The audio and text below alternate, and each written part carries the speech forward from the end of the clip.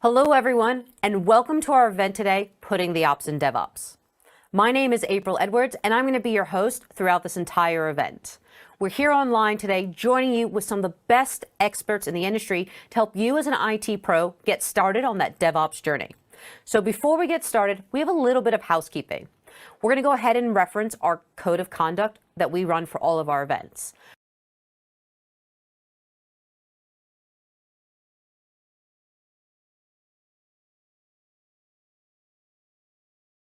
Please ask any and all questions in the chat because we want to hear from you and we want to help you. We want to answer your questions as we go along. So let's meet who our speakers are going to be in this event. I've already introduced myself. I am April Edwards. I'm a senior cloud developer advocate and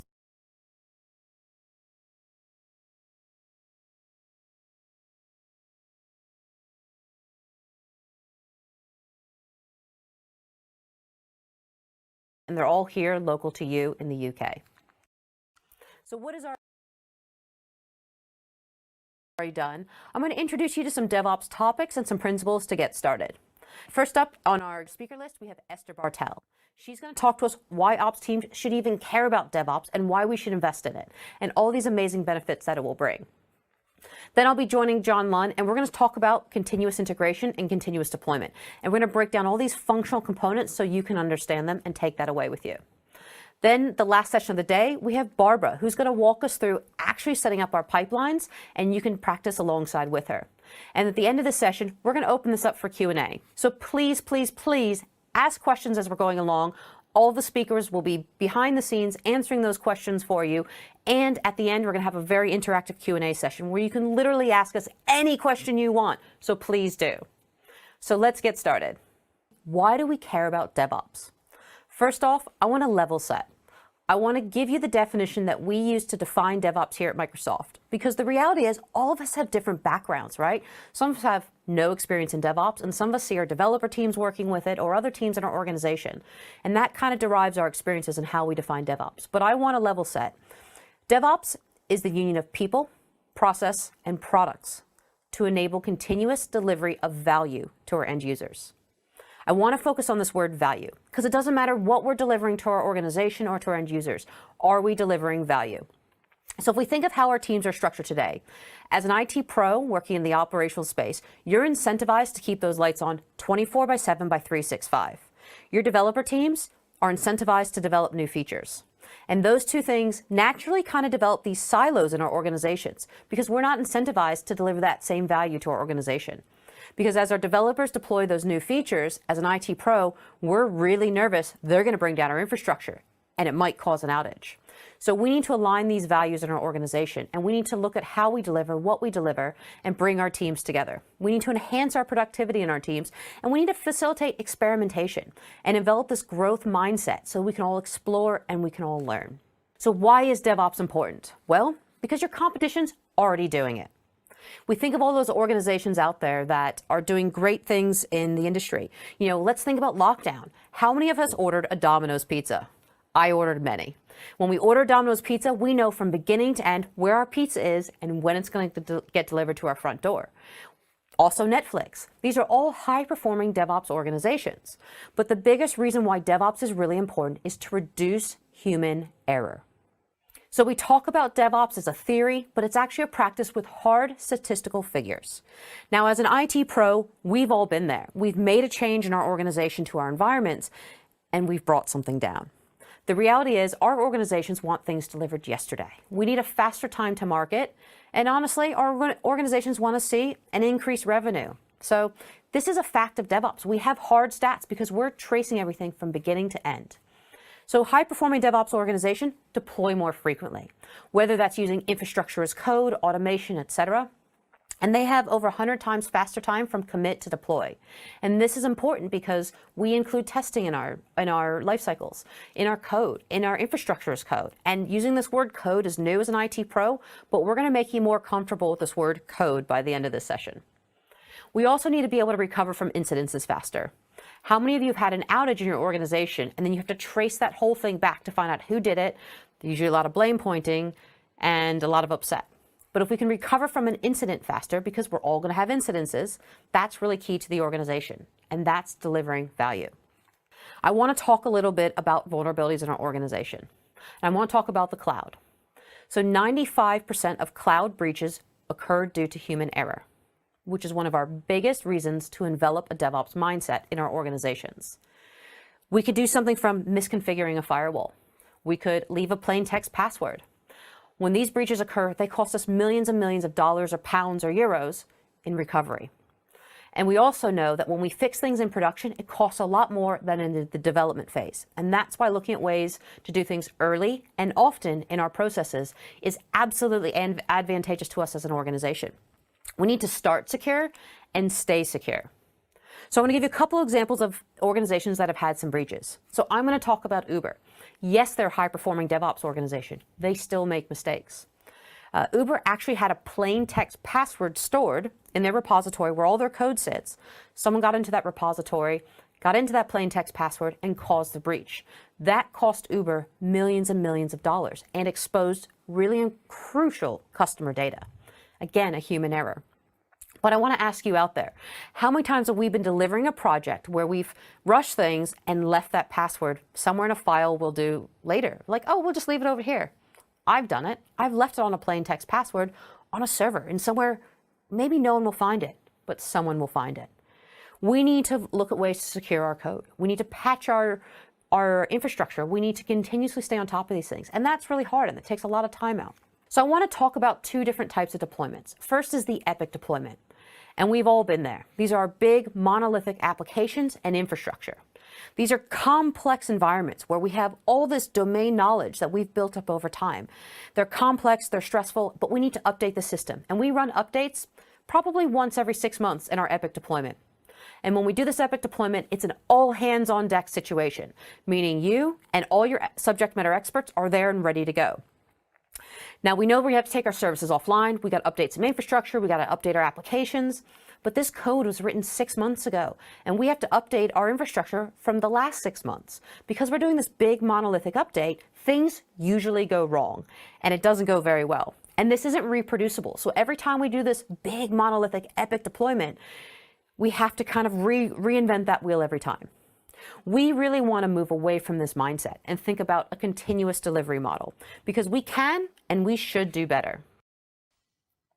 So looking at the continuous delivery model, we want to deploy more often and in smaller, more focused changes.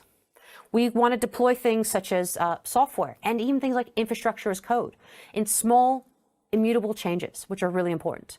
Deployments can happen often, whether that's daily, hourly, or monthly. It's a huge improvement over that monolithic, epic deployment. And we want to test our deployments end to end, so we know what we're doing before we do it.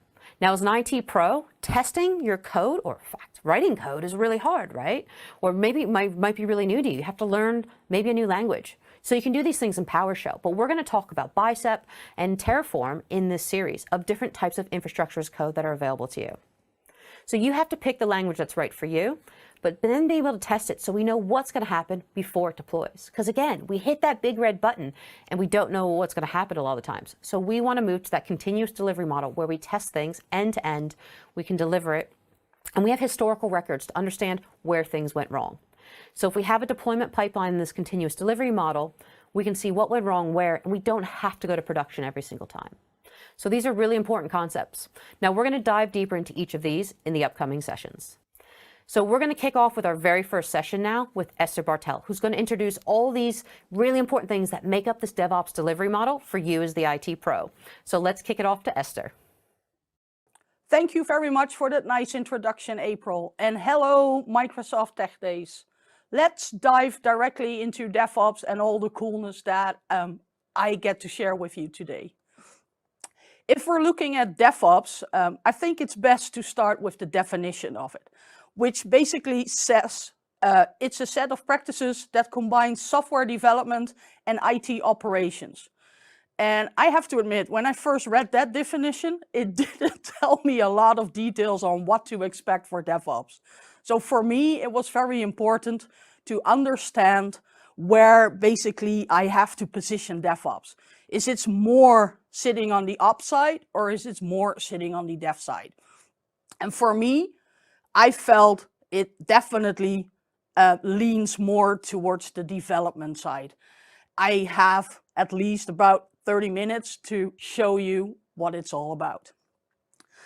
First of all, I wanted to share this tweet from Aaron Parker, one of my fellow MVPs, who basically shouted out at Twitter that we are becoming developers.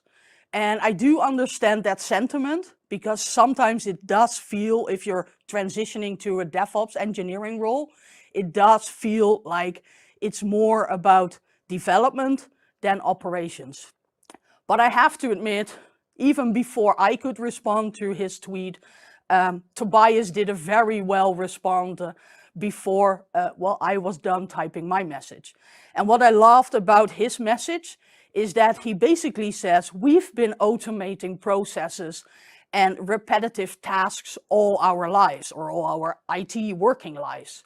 And I have to agree with him. But what struck me most about his message is that he says we now have better tools. And I think that definitely applies if we're talking about DevOps. I also understand the better tools is also a lot more tools. So please do not be overwhelmed, as I was, by this enormous amount of tools that is available. Because I think if you really want to understand DevOps, it's not about immediately focusing on the tools, but first of all, look at the different processes and methods that are available if we're talking about DevOps.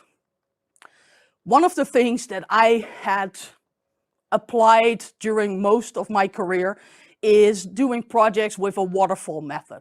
And if you're looking at the waterfall method, you clearly see that it has three very clear phases.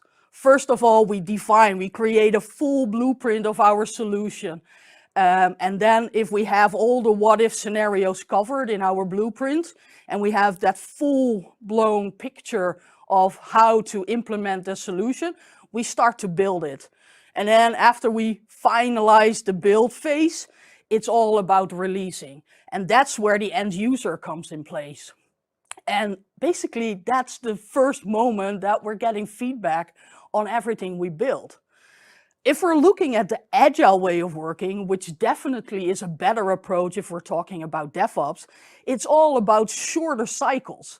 So you still have to define and build and release.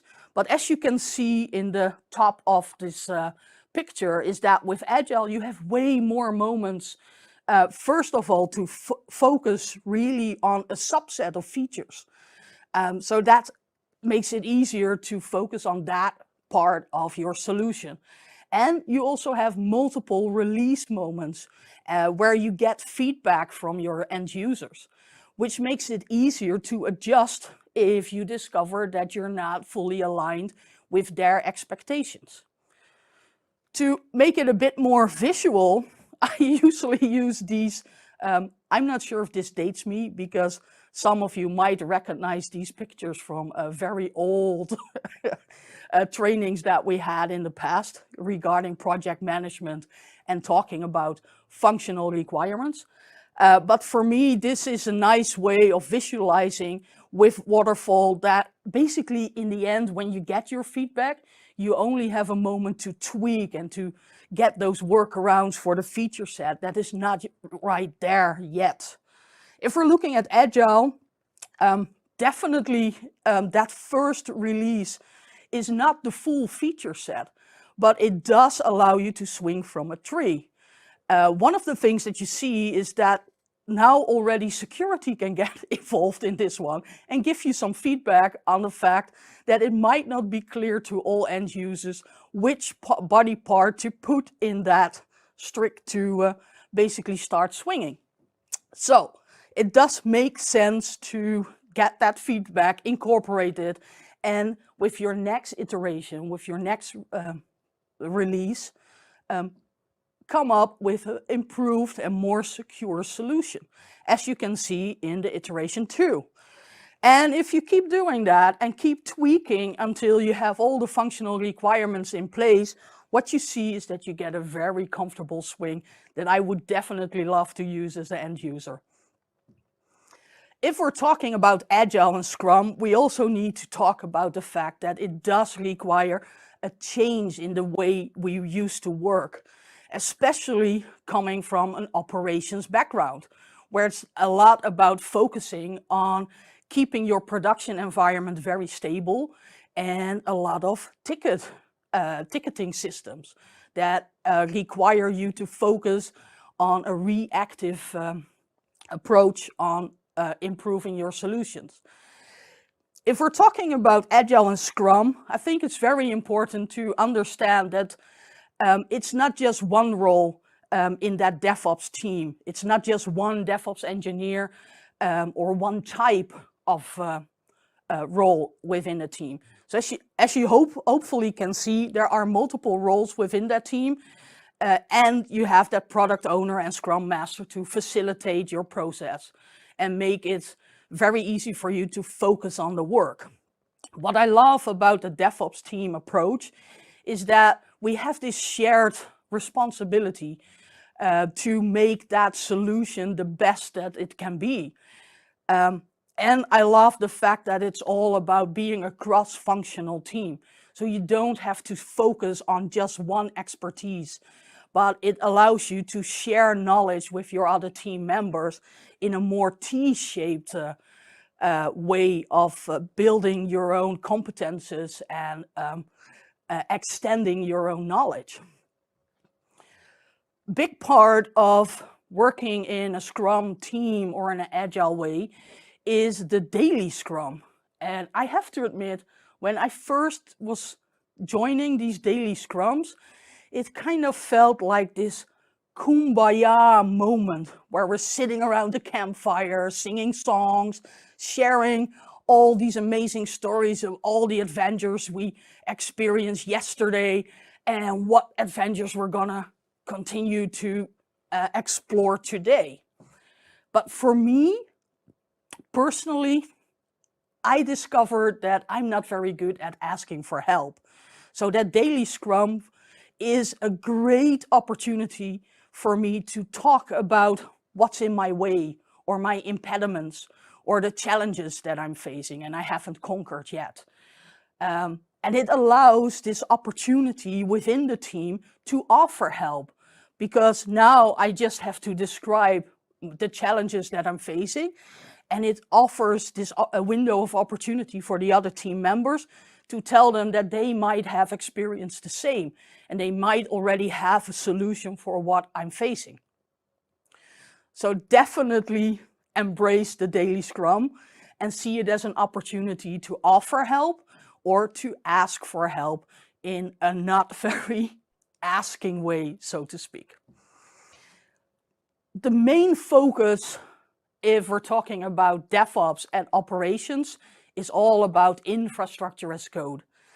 If we're looking once again at the definition, it states that it's a process of provisioning infrastructure resources similar to how software is deployed. And basically that means that we're using a lot of templates and scripts together with an orchestration to deploy our resources either in an on-premises cloud environment, private cloud, or maybe even a public cloud environment. And to make it more accessible, let's use a very common and basic example for infrastructure as code. What you're seeing here is the interface nowadays of the Azure portal for creating a storage account, which to me felt like a nice hello infrastructure as code example. If we're looking at the steps that you have to go through manually through the portal and compare that with an automated way of doing those same steps, building a template, creating a script for the deployment based on that template, then you'll quickly notice that there are some differences that we need to take into account. So let's check out this face-off video of both methods. And I fast forwarded it because it didn't feel right to just stare at the screen and follow exactly each and every step. But this is to show you basically how quickly the different approaches deal with the same example. So what you're seeing in the portal, I have to go through all these different tabs, enter the data, and then hit that create button to start the deployment process. On the other side, in the automation, it's all about entering that template, because I wanted to make it a fair comparison. So you have to create a template, you have to write that script for the deployment, and then what you're seeing now is that we're finally entering that deployment phase where the resources are created in Azure. So I don't know about you, but this kind of feels like not the best argument to start automating. But what I wanted you to realize is that automating everything is not instantly the best solution. You have to be prepared to look at the different phases and the different processes that you want to automate and see if you can get an advantage in automating it. As you can see, the portal is a lot faster than creating that automated deployment way with infrastructure as code. But what I love about infrastructure as code is the reuse of what you created for the automated process. With templates, it becomes easier to reuse by just tweaking some of the input parameters, like creating a new storage name, specifying different settings for that storage account, by just instantly tweaking some of the settings of that template. So if we're looking at the reusability of that template versus the manual actions in the portal, it might become a different contest or a different end result. Because with the portal, we still have to go through each and every tab again, because we cannot reuse that information as easily as running that script. And what you're now seeing is with infrastructure as code, definitely we have a faster way to deploy in a very consistent way. And the reason why we're promoting this automated deployment is that it also allows you to incorporate continuous integration and continuous delivery, which nowadays is becoming the new de facto standard for fast deployments and keeping up with the many changes that are now happening in software development. Another thing that you already heard me explain or mention a lot is code. So to really understand what type of coding I'm talking about, I think it's very important to explain imperative versus declarative code. If we're looking at imperative code, it's all about executing a sequence of commands in a specific order. Kind of like following a step-by-step instruction manual, like a recipe for creating your own burger. And that already starts with all the ingredients to create your own barbecue sauce and how to make sure that you spice up the meat. And then, of course, building that bun, making sure that you have all the layers correctly faced up. If we compare this to code, it's all about scripts. Because if I, for instance, look at my favorite scripting language, PowerShell, it's all about creating those step-by-step instructions translated in an automated way. On the other hand, nowadays, what's becoming more and more popular is declarative code. This is where you specify basically only the end configuration that you strive for. It feels like ordering from a menu. I can just look at the different options that I have, select the hamburger that meets my expectations, and then I don't have to worry about how it is prepared in the kitchen. I can just sit there, wait for the end result, my end configuration of that burger to be delivered, and then I can already enjoy it. And the cool part about using declarative code is that you can still specify, in case of this burger, whether or not you want that tomato on the bun, or maybe even want your hamburger to be medium rare prepared. Translating that back to code, I'm talking about using templates. As you already saw in the video a minute ago, templates allow me to specify that end configuration that I strive for. In this case, I'm using Bicep as my template language to build basically that definition for the storage account. If we're using a lot of code, I don't know how you handled keeping your code in a centralized place.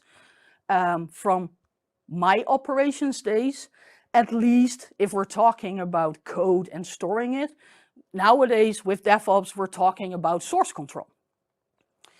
And source control is all about managing those changes in your code by making sure that it's time-stamped and it can be traced back to the author. So basically, it means an evolution in how you store your code in a centralized way. Because I don't know about you, but I used to timestamp each and every file by adding that date into the file. And then I had all these different variations where I started to add updated to it to make sure that I understood that that was like the latest version. But of course, also with bug fixing and everything, even that latest version didn't always work and had to be fixed and edited. So this gives me a very unclear list of a lot of files that doesn't really specify which one is working and which one isn't. And the cool part about using source control is that it allows you to just focus on that one file, and you don't have to be scared of changing it because it might not work after your changes. Because you can easily revert back to that time-stamped commitment that you did previously, or you can just accept those changes and make sure that that becomes the new production version. But I'm pretty sure John can tell you a lot more about using source control and how it works. Or maybe we can even ask Barbara to show us a bit more about the mechanisms. The last thing that I wanted to share with you, which I think is a very important method to keep the conversation within the team going, is to look at workflows. For me, workflows or process flows help me in making sure that the discussion within the team on the feature set that we're working on is at a functional level. And it also allows for everyone, regardless of how experienced you are with scripting or with other tools that you are using for your automated deployments, to still contribute to the conversation of that functionality that you're building. So in this case, going back to that example of creating a storage account, it is just 3 simple steps that I specified, or 3 simple tasks that I specified in my workflow. First of all, logging into Azure, making sure that I am authenticated, then creating a resource group, because each storage account needs to exist within a resource group, and then create that storage account. So it's just a couple of simple steps, but by defining that in a workflow, it becomes clear what the sequence is, and it also becomes clear what input is required and what output will be delivered by each and every process step. And then you can easily translate that workflow into defining the different tools that you need to use for the implementation. And then have different team members use maybe even different methods or different tools to implement each and every step. And at the end, make sure that you merge all those codes changes in your end result, and make sure that you test that everything works accordingly. So now that you have an idea of how workflows can help you in that conversation on functionality and making sure that each and every team member is aligned, we can definitely dive into pipelines. But I have to be very honest with you. Unfortunately, I think my time's up. And even though I would love to talk for hours about pipelines and how you can implement each and every step in that, I will just give you a quick rundown, and then we'll hand it off to John for sure. So Just going back to that workflow, that's your base. So if you already have that workflow worked out at that functional level, it becomes very easy to translate that into the pipeline workflow that you need. And the other things that you need to make sure that you get interested in is how these triggers and events work.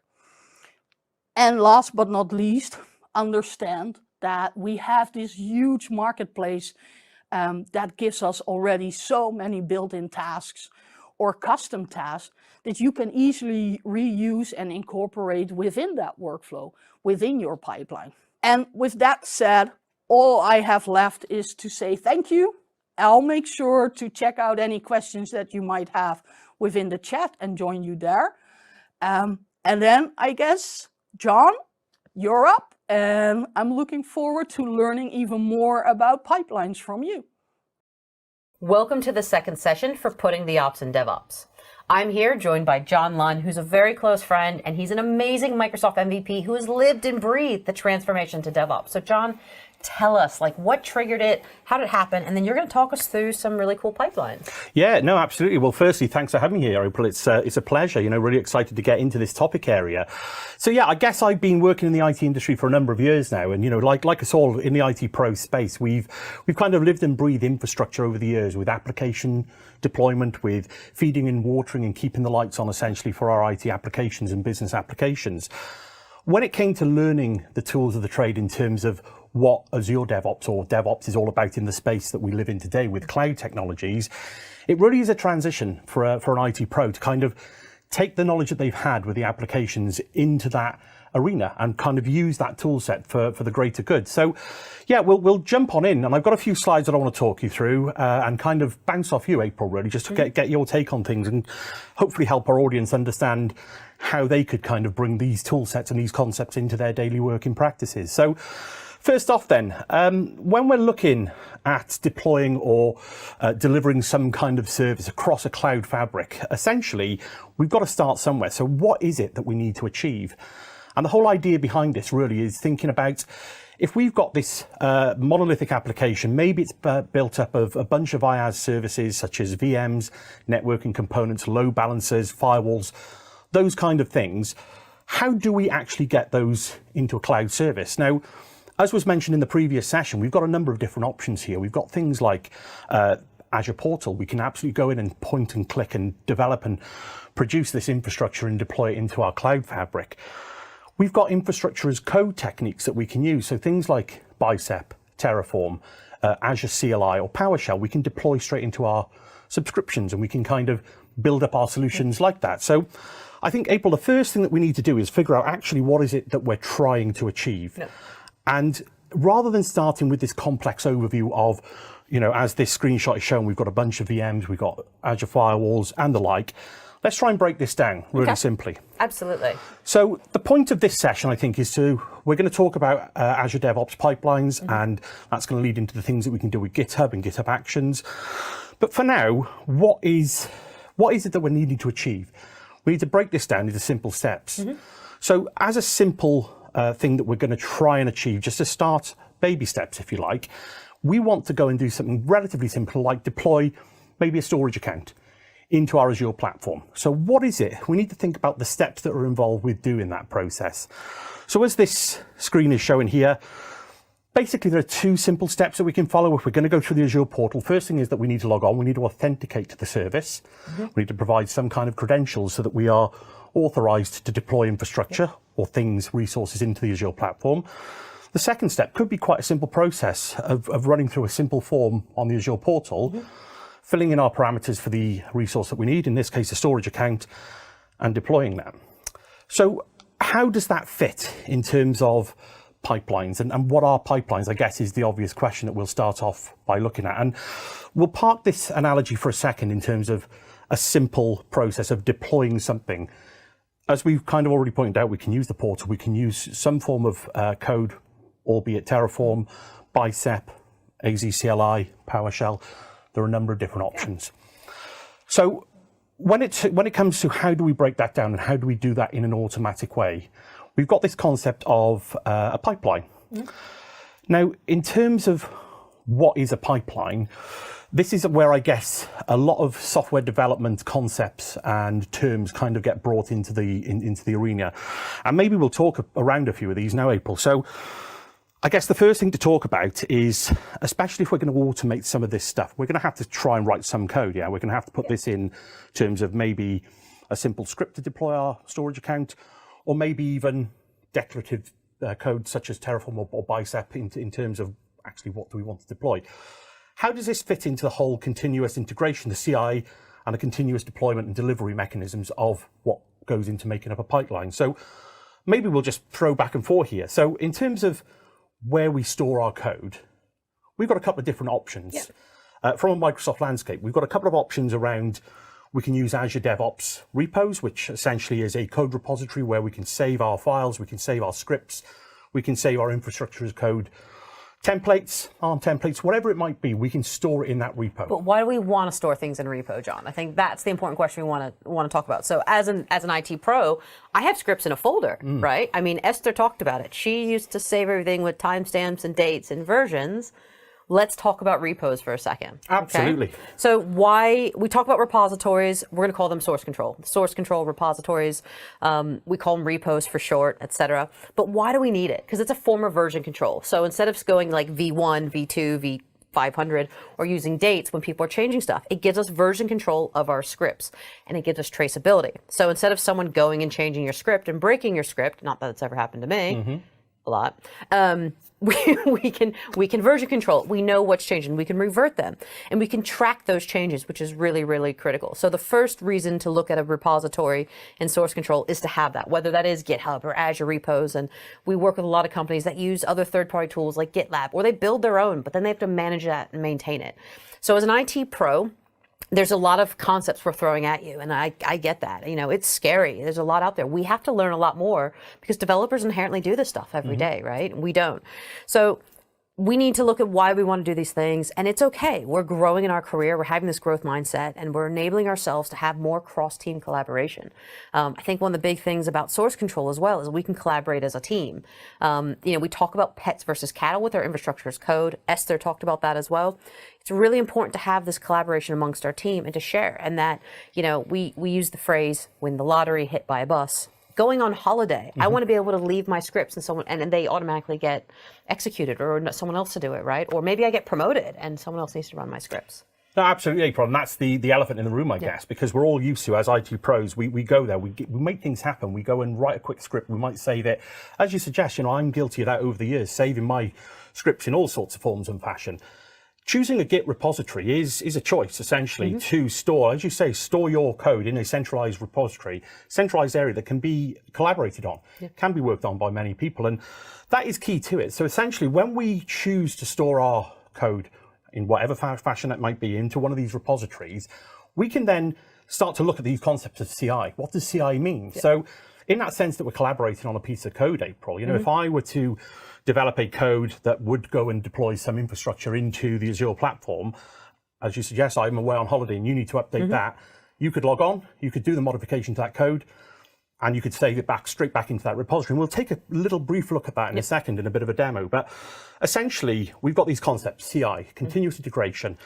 Now, from the perspective of what does that mean for an IT pro, that is essentially the integration of that code into that central repository. So if you've got multiple people working on that same code base, we can all do those, or many people can do those updates. They can be merged in. So merging being another term that you'll hear a lot about in terms of CI. So we can merge that code into the central repository that then can have something done to it. And this is where we introduce the concept of this pipeline. So when that code is merged in, what can we do with April? There's a number of things we could potentially do. So let's just say I've written a piece of PowerShell that does something. I can put that into a CI, continuous integration. What kind of things can I wrap around it in terms of building my testing? Absolutely. And I'll say this, as an IT pro, when I write PowerShell scripts, years ago, I didn't test my scripts. I deploy them and then we go, hey, let's push the big red button. But now we can test our scripts. We can know what happens before we do it. So we move away from those epic deployments. And that's our continuous integration, being able to integrate our code into the existing code base and test it and merge it. So we get the green light, essentially. Green means go. Green means go. So before that hits production, we've got a mechanism now to be able to make sure that whatever the testing is that's relevant in the context of what we're trying to do gives us that big green thumbs up, essentially. So moving on from that point then, we've got this concept of continuous delivery and continuous deployment. So to try and break these down into a few, well, try and break them down into terms that we might be able to relate to the IT pro world, because I believe, these are terms that are relatively suited to software development, which is probably where some of the confusion or some of the unsureness maybe around what does this mean to an IT pro. So let's just assume that from from a software developer perspective, that we've written some code, we build that particular software application, and in that process of building the application, we're essentially compiling all our code into essentially a set of artifacts that go to form that application. That application could then be run somewhere. So in terms of when we update code, we can have that mechanism to continuously deliver that set of artifacts that can then be passed along and deployed into a test dev area or into a production area. So we've got that continuous delivery bucket. And from there, essentially, continuous delivery moves into the utopia where we can then pass that compiled code, whatever it might be, into our production systems or our dev test systems. So in terms of how does that continuous delivery work in an IT pro world, because we're not writing software here, we're kind of deploying infrastructure, we might be running scripts. How do you see that, April? Is that like a step we can ignore? Do we need to use continuous delivery? Continuous delivery is kind of this like utopia where we want to get to. And we're going to walk everyone through that in a few minutes of what it looks like end-to-end delivery. The reason why is we want to compile our code, our infrastructure's code, our automation, our scripts, so we don't have to point and click and do all the things. And now people always say when they move to the cloud, they're like, well, I'm going to be out of a job because we've automated everything. No, automation equals value in what you're delivering, but also job security because you've shown that value to your organizations as well. And that's important. So want to kind of tamper down those fears a little bit because it's tough when you start automating these things. You're like, but I'm justifying my existence by doing these tasks every day. We can be more proactive now. So when we have that continuous integration, we have that delivery. Not only can we deliver it to production, it's already been tested in continuous integration. We don't necessarily have to deploy it to production also. We can deploy it to other environments. And you talked about like a dev test environment or a pre-prod environment. And we can do these things in Azure in really easy ways, whether we're deploying to like an Azure web app or a container. And now in this case, we're just deploying a storage account today. Now we need to be able to scale that, make it reproducible. And remember I spoke about human error being the biggest issue in how we deploy stuff. So having CI/CD, as we call it, continuous integration, continuous deployment, is all about having that end-to-end model and knowing what we're going to deploy and having it repeatable and scalable. Because it's great to do a resource group. We need to put things in it. And we probably need more than one resource group. Absolutely. And we probably need more than one storage account. Storage is the basis of everything in Azure. So yeah, absolutely. I think end-to-end is where we want to get to. Very much easily achievable. So we're going to talk about some of those things in pipelines in a second. And then we're going to go into the demo and show you the kind of beginning to end delivery model. Yeah, absolutely. So let's move on then. So in terms of what we're going to look at now, let's just have a quick recap over what pipelines actually gives us then. So we can use any language that we like. It doesn't matter what we use. We can write in any code that we like. We can bring in any scripts that we like. Source repositories, we've already touched upon those. Azure DevOps repos, GitHub, the place that we're going to store our code, that central repository that we can all collaborate and work on. We can tackle things from the relatively simple, like deploying a storage account, right the way through to relatively complex environments with multiple stages, multiple pipelines even. So we're really not limited to just one thing here. In terms of build locations, so this is probably a concept that we need to explain a little bit more of, but in terms of build locations, we've got here two options, essentially. We can either have an in the cloud hosted environment to run our code and run our deployments, which in this case will show you the ADO, the ADO hosted in the cloud runners, another term there to introduce. And we've got the option to have physical compute in our own private data centers. And maybe we'll talk a little bit around why we might want to do those things. I think the difference is if any of you have ever run any testing tools locally on your machine, sometimes machines don't allow it. Lack of compute on a machine, there's ways to work around that we won't get into today. But when we run and build and test our code using these third-party tools like GitHub or Azure DevOps, we're using these runners to do all these things for us. So we spin up a runner as we need it, and it spins down. So when these are cloud-hosted, both Azure DevOps and GitHub use the Mac OS, Linux OS, and Windows OS. So we can literally test against any software application that we need, or even for infrastructure as code. So those are cloud hosted. When you do the private hosted, you can do those on-prem. You can actually do privately hosted in the cloud as well. They run on VMs, VM scale sets. The downside to having those locally hosted is that there's networking consideration, there's feeding and watering. We have a lot of customers that do it for data residency, so you have to kind of pick what works best for you as an organization. There's licensing mechanisms around it, but basically this is building and running our code. This is the compute mechanism behind it, so that we can then deploy it. And then when we build that thing, we package it into an artifact, right? And then that is ready to release. That's our CI done when it's in an artifact, and then we put that into our continuous deployment pipeline. Absolutely, yeah. I mean, just to pick you up again on those build locations, I guess there's always that security concern as well. Rather than using cloud services, if you've got an on-premise environment, I've said that word, sorry, I thought I scrapped that from my vocabulary now. But if we've got that private data center type resources that have no communication with the outside world, maybe they're air-gapped systems, we can host these on local resources to talk to those resources and deploy onto. But I think most of our customers are multi-cloud or hybrid. Absolutely. I would say most. There is some stat in Microsoft about how many customers are hybrid, but most of our customers are coming from an on-prem environment, and a lot of them use multiple clouds, whether that's AWS or GCP, et cetera. So the cloud-hosted runners allow you to go to those different clouds, and if you need to have a private compute option for the locally hosted, that's available as well. So those are really important. And then we're going to talk a little bit about builds and pull requests in a minute. So before we jump into that, we're going to explain what a pull request is and why that's important. And what else do we need to know about before we start doing these pipelines? Yeah, I guess, it's really important. I know we're not focused on as such in this session, but Git and the ability to understand and learn a little bit about Git. This is where pull requests comes in and merging your code. So, I mean, at a high level, what is a pull request? It's when somebody is doing a modification to a piece of code or a script that you may have written. However, you don't want them to save it directly over your file. So it's like opening up a notepad file, doing some change and save it. How many times have we done that in the past? And it's not worked, and you've gone, how am I going to get that back? So the idea with a pull request is that with Git, we don't just overwrite the existing file, we create a new branch. So this concept of branch, another concept that we're introducing in terms of Git, we create a new branch, which is essentially a fork from our original repository. They can all be controlled, so I can do my modifications in that branch, and I can test against that branch. And I can do whatever it is that I need to do. But when I'm ready, I can then merge that in with the main branch when I'm happy that all those tests have passed.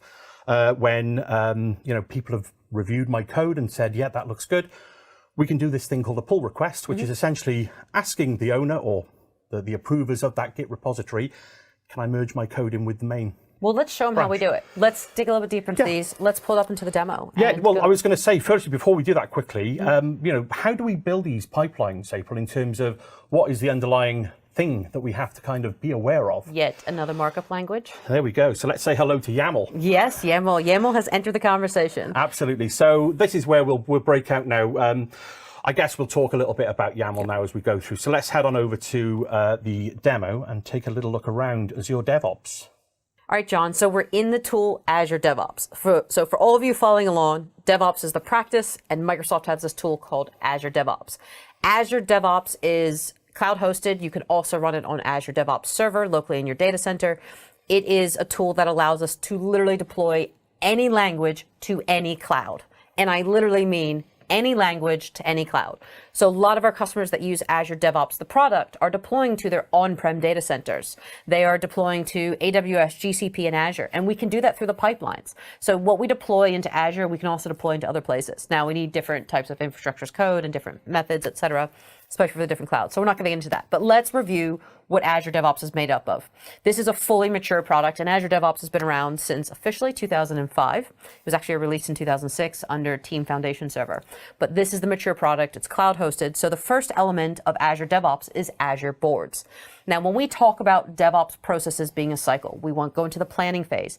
Anytime we begin work, we begin here in Boards. We plan our work out. We can see what our team has on the backlog, right? So many teams, especially in the IT pro world, We'll run, we talk about running stand-ups. Esther talked about why these stand-ups are really important. You can run your retro from Azure boards. It's a great tool for planning. So your PMs love it for visibility. As an IT pro, you can see what work your team needs to work on. And if there's any fires to be put out, we put them in as tasks and we can allocate them to the team. And it allows us to have a backlog of things that our team needs to be working on. It's a fantastic tool. We're going to put more info in a link below for you about Azure boards, how you can read more about it. And it is such a feature-heavy tool. Absolutely love it for planning. Next up, we have Azure Repos, which we've spoken about. This is our Git repository. Now, Azure Repos holds your code. This uses Azure Active Directory on the back end, and your code actually sits in your Azure tenant in terms of data residency. So for us here in the UK, we can have that UK data residency option. For those of you outside the UK, you can have that data kind of under that Azure tenant and allocated to that region that you're in, which is really important when we talk about security and compliance, because every time we talk about the cloud, security and compliance is number one. But this is our code. This is holding our YAML file, which is our pipeline file that we're going to talk a little bit more in depth in a minute. We have some other scripts in here, etc. And this holds everything. And there's other things in repos here that we can see. We can see the files.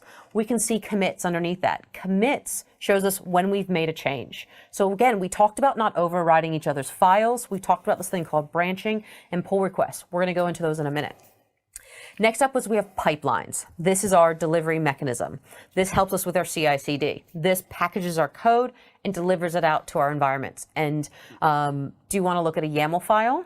Why not? Shall we? Let's look at a YAML file. Barbara's going to go really in depth into this, but let's just look at it really briefly. So this YAML pipeline here, we can see at line 6, there's a trigger. All these pipelines are going to be triggered by some activity, right? This trigger here is off our main branch, so that when we create a branch in a minute, it doesn't trigger this pipeline to run, and I'll explain why that's important when we make changes to our code. You can see on line 9, it calls the pool, the VM image. It's running an Ubuntu machine as our cloud-hosted runner. Because we're doing a cloud-hosted runner, it's irrelevant whether it's Linux or Windows for what we're doing. But in many cases, if you're testing software applications, that cloud-hosted runner is really important. Next up, we have a job.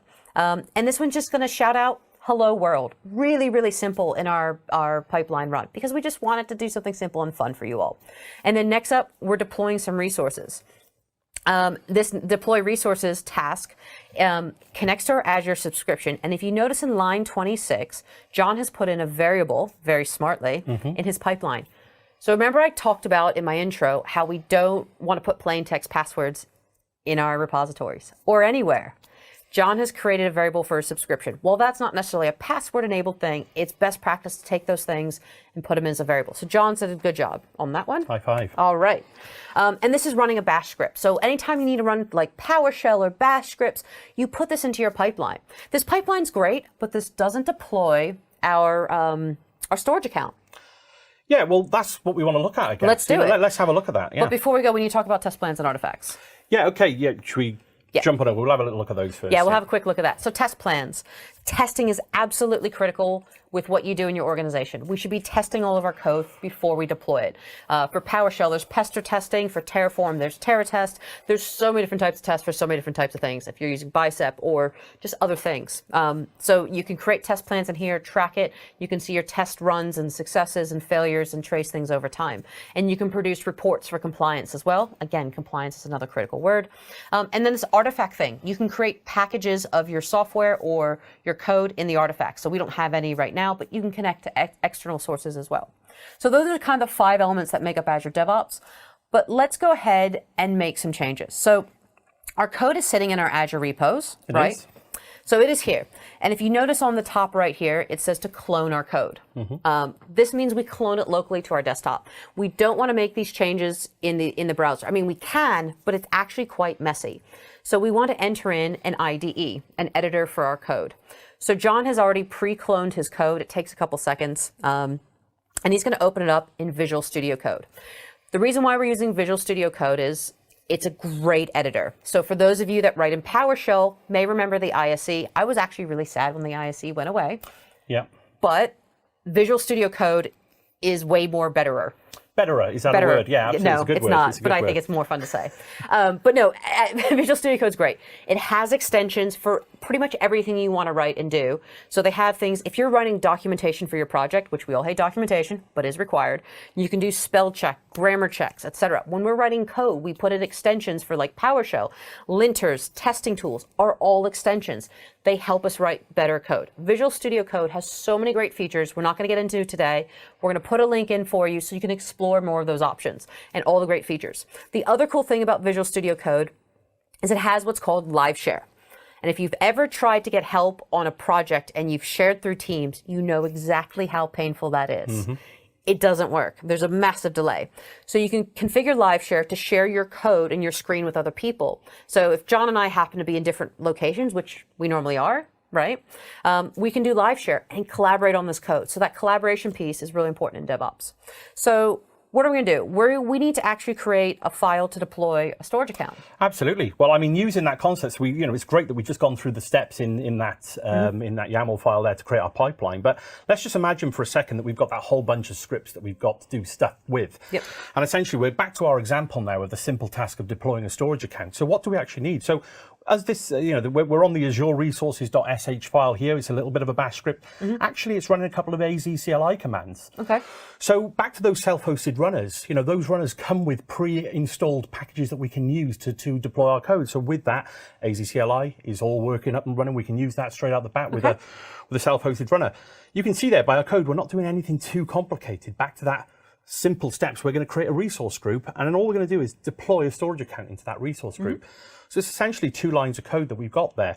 Also got the equivalent in PowerShell. Maybe PowerShell is the language of choice or the scripting language of choice that we want to use. It doesn't matter. We just need to understand that there are multiple ways of doing this. Yep. From an IT pro, and your choice might be different to the next person's choice, or you might be in a different context. You have to pick the tool that's right for you, and there's no one answer to everyone. We always say it depends, right? Absolutely, and this is the beauty of using VS Code to store our repository, because back to the point, we can use those plugins to help us write that code, and kind of analyze that code. But then using Azure DevOps, or maybe even as Barbara's going to go into a little bit later on, GitHub Actions. Yeah. Okay, John, we're going to make some changes to our code. Now, on the bottom left-hand side here, we can see that in the green, it shows us we're connected to Azure repos, right? So it tells us we have a connection that uses Azure Active Directory. So it's using our Active Directory account to authenticate. That is our security backbone. And then to the right of that, it says main, and that shows our branch. So remember, our main is that main branch. That is our primary area of working from code. So instead of doing V1, V2, V3, we want to create what's called a branch. Now, John, go ahead and switch our branch up. Yeah. So we never want to make changes to our main branch. We want to get a branch off of it. John's created one, and he's called it John. Very imaginative. Yeah. I like it, but that identifies it as his, right? And each company has different naming organizations, etc. We're going to put a link for you to reference branching policies, etc. here that you can explore more about it, but. In this branch, now we're going to make our changes to our code. So John's going to go ahead and make that change from his branch. Have you made your changes? Not yet. So let's call, we're creating a resource group. This code is doing something really simple, creating a resource group, creating a storage account. So let's just go and switch up those names. So let's just call this John resource group, and let's call our storage account John's storage account, and let's pick some random numbers because we know how storage accounts love those number systems. So there we go. I've made some changes to my code. What do I do next, April? Save it away, yeah. Save it away. And if you go to the left-hand side on your screen, we can see the little branchy tool. We click on that, and it says, it shows us we've changed a file. Awesome. So we can actually select, we have to stage it, which is a bit of a step, but we hit the little tick box. We want to commit that. It means we want to push that up to a repository.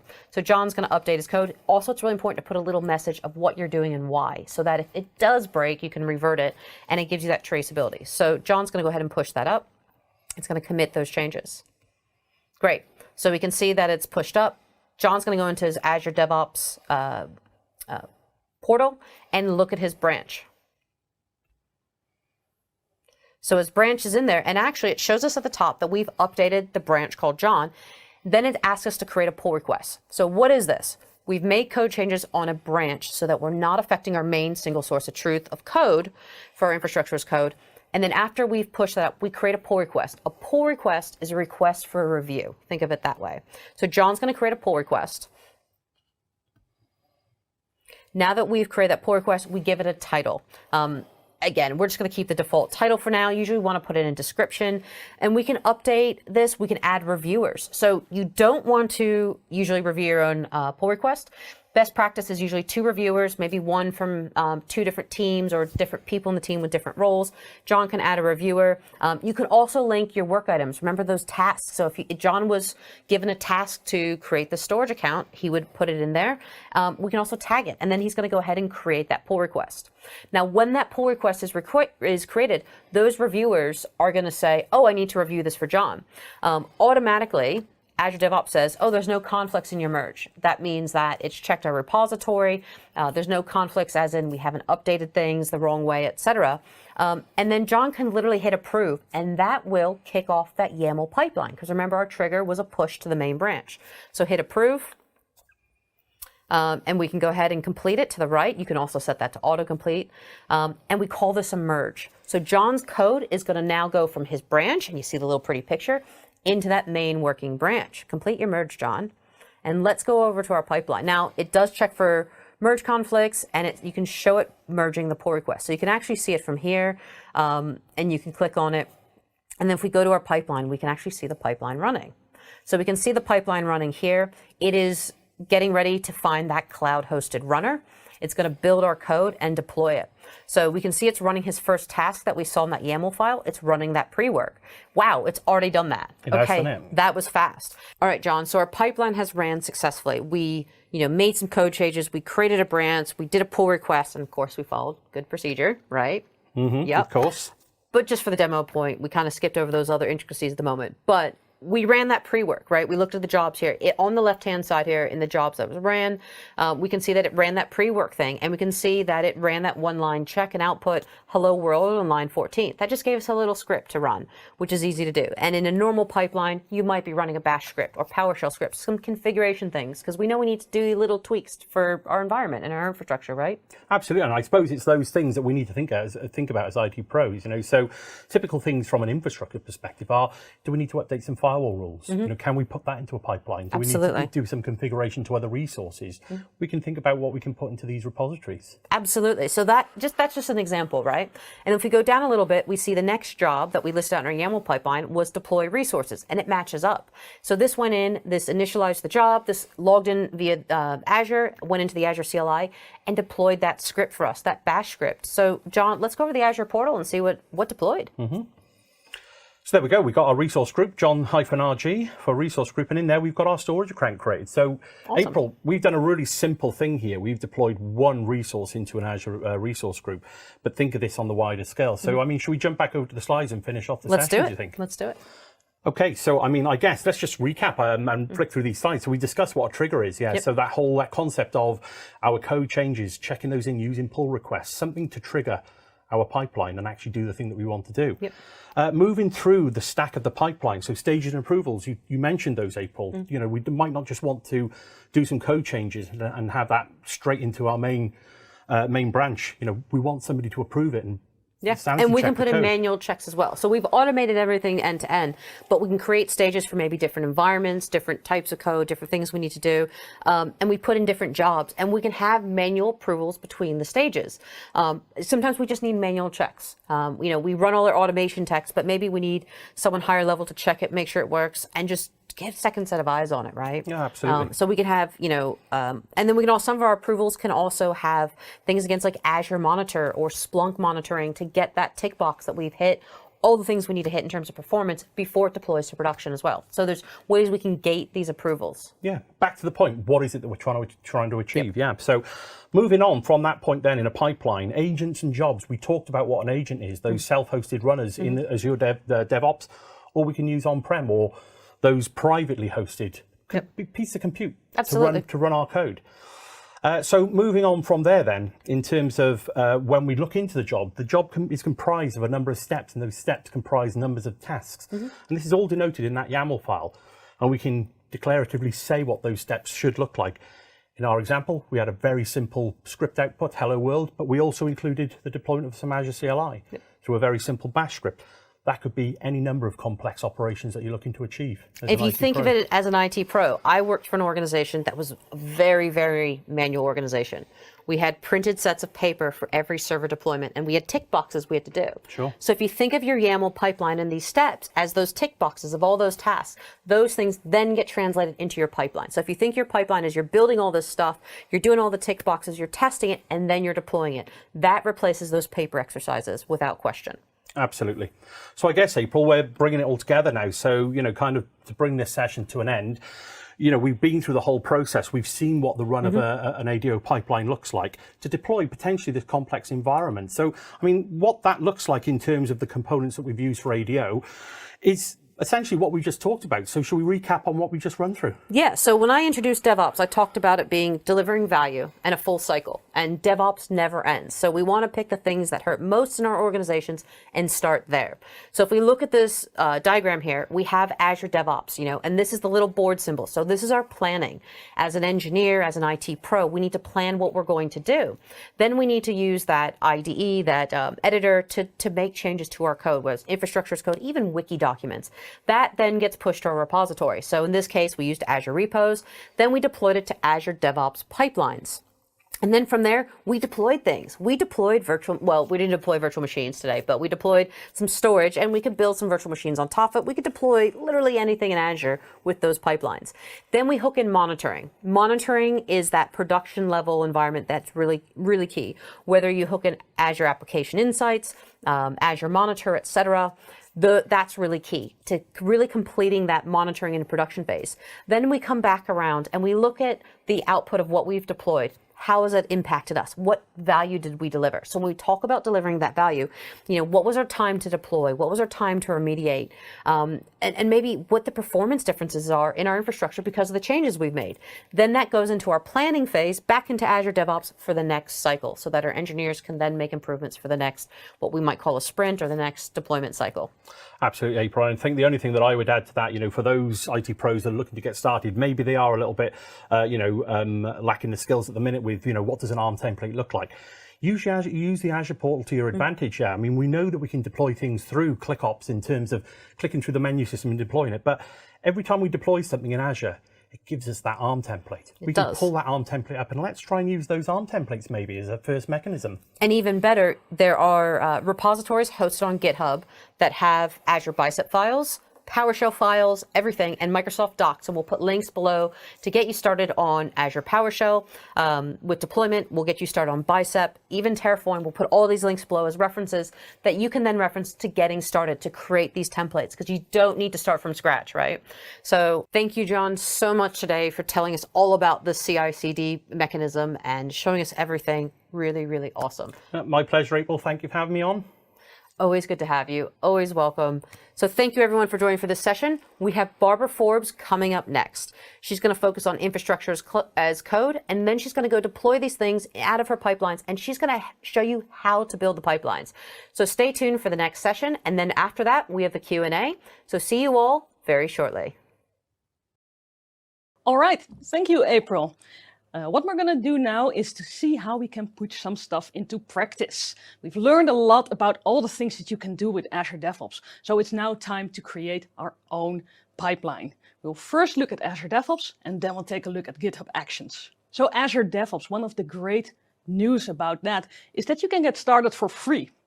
So if you want to play around, if you want to have a lab and see how it all works, you can do that. You just go to dev.azure.com and you can create your account with your Microsoft personal account or with a GitHub account. So nothing is stopping you there. If you start using it in a company, you can get started for free as well. Of course, you need to start paying at some point, but you can come pretty far just playing around with it. So let's move back to our project that we had, the Tech Days project. We need to start with our code, of course. So we'll start with the code here in the repo. For this use case, we're not going to use the PowerShell or Azure CLI, but we're going to use Bicep. This is a new language. It has been around for about a year, and it's a wrapper around ARM templates, which you can use to deploy stuff.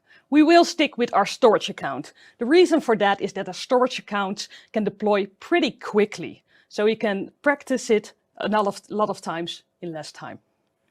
So here I've created storage account.bicep. And we'll wait for it to open up. There we go. If we look at our file here, we can see here a bicep file that creates a storage account. It uses a parameter for the storage account name at line 1. The parameter is so that it's flexible, because maybe we want to deploy multiple storage accounts and we don't want to create templates for each of them. The next parameter is the location, and it is set to a default value, so you don't have to fill it in each time. And then at line 4, we see the resource itself. This is all you need for a basic storage account. You can add more properties, but this is enough to get started. So we now have our file, which we can deploy. Now what Azure DevOps needs is a connection to Azure, so it can deploy it for you. And to do that, you use a service principal. But Azure DevOps can help you create that one. Let's see how that goes. We'll go to the project settings, right here at the bottom. And in the project settings, we're going to use the service connections. We'll look over here, scroll down, and here is the service connection. I have one already because I have tested this pipeline. But if you're new here, you just get one big button with create your first service connection. If you have one already, we'll use new service connection. And here we can choose a bunch of connections. There's a lot of options here, but we were going to focus on Azure. If you're not that familiar with it, you might think Azure Classic is the way, but that's kind of a legacy protocol. We don't actually use it anymore. What you use is Azure Resource Manager. That's the current management tool. So we'll click that, scroll all the way down, and click Next. And now we see a few options that we have. We can have an automatic service principal, a manual service principal, managed identity, or publish profile. For this demo, we're going to go with the easiest way, which is an automatic deployment. So we'll click Next. And here you can see it zoom in to my subscription. So it's loading my Azure account. It takes a while to load, and it's probably going to ask for credentials. So there we go. We'll sign in. And now I'm signed into Azure right from Azure DevOps. So I can select the subscription that I want to use, and I can select a resource group if I want to. If I do that, then this service principal will only have permissions to do something in that resource group. I wanted to have permissions on the complete subscription, which it will automatically get. It will get contributor permissions. So we'll give it a name so we can refer to it in our pipeline. And I'll call this Azure Demo 02 because as you see, 01 is already there. So we're going to use that in a second. And I can save this, and it's now creating a service principal in my Azure ID. The good thing about doing this from Azure is that, from Azure DevOps is if you delete it in Azure DevOps, the connection, then the service principal is deleted as well. If you do a manual connection, then you need to do that yourself. So we have a connection now. Now we are ready to create our pipeline. To do that, we go to the rocket right here. We choose a new pipeline. And again, if you don't have one, there will be a big button in the middle. It selects to create a new pipeline. And the first thing we can select is where our code is stored. And as you see, it doesn't have to be in that Azure repo that we just selected. It can be in other providers or in GitHub. So you can combine them with each other if you want to. But we just stored our code in the Azure repo, so we'll select this one. And here we can click tech days, which is the name of the repository that we're using. And now I can configure a pipeline. Notice here that I can choose for the starter pipeline, but I can also use an existing Azure Pipelines YAML file. And that's the great thing about using YAML. Like April and John already told you, if you use a YAML, we can create it once and then use it again and again. So it becomes part of your infrastructure as code. So that can be very helpful for all those times that you want to create multiple storage accounts or other kinds of infrastructure as code. But as we don't have one now, we're going to use a starter pipeline. And the basic YAML is created for us. And we already saw that in the previous talk. But now let's start creating the steps. An important thing to realize is that the pool by default sets to Ubuntu. So a Linux image. You can also use Windows Server or Mac OS if you want to create applications. If you need to choose between Windows Server or Linux, I recommend using Ubuntu because it's a little bit quicker. But not all tasks can work on all OSs, so you do need to test if it actually works on Linux or if it's maybe something that only works on Windows Server. And here we have the example steps which we're going to remove because we don't need them. And we want to keep our pipeline clean. And now we need to start creating YAML. And this can be a bit daunting if you come from a Windows background because we don't work with YAML that much. The good thing is that the website will help you create the YAML, which will make it a lot easier to work with. One thing that is important to realize is that indentation matters, and you might not be used to that, so something to be careful with. But what we want to do is deploy the template we just created, and we can use the assistant that you see right here. So I choose Show the Assistant, and now I have a bunch of tasks here that I can use. There's a lot of tasks available, and you can even add more tasks from the marketplace. But let's focus on our ARM template. I can use the ARM template deployment task even if I'm deploying bicep files.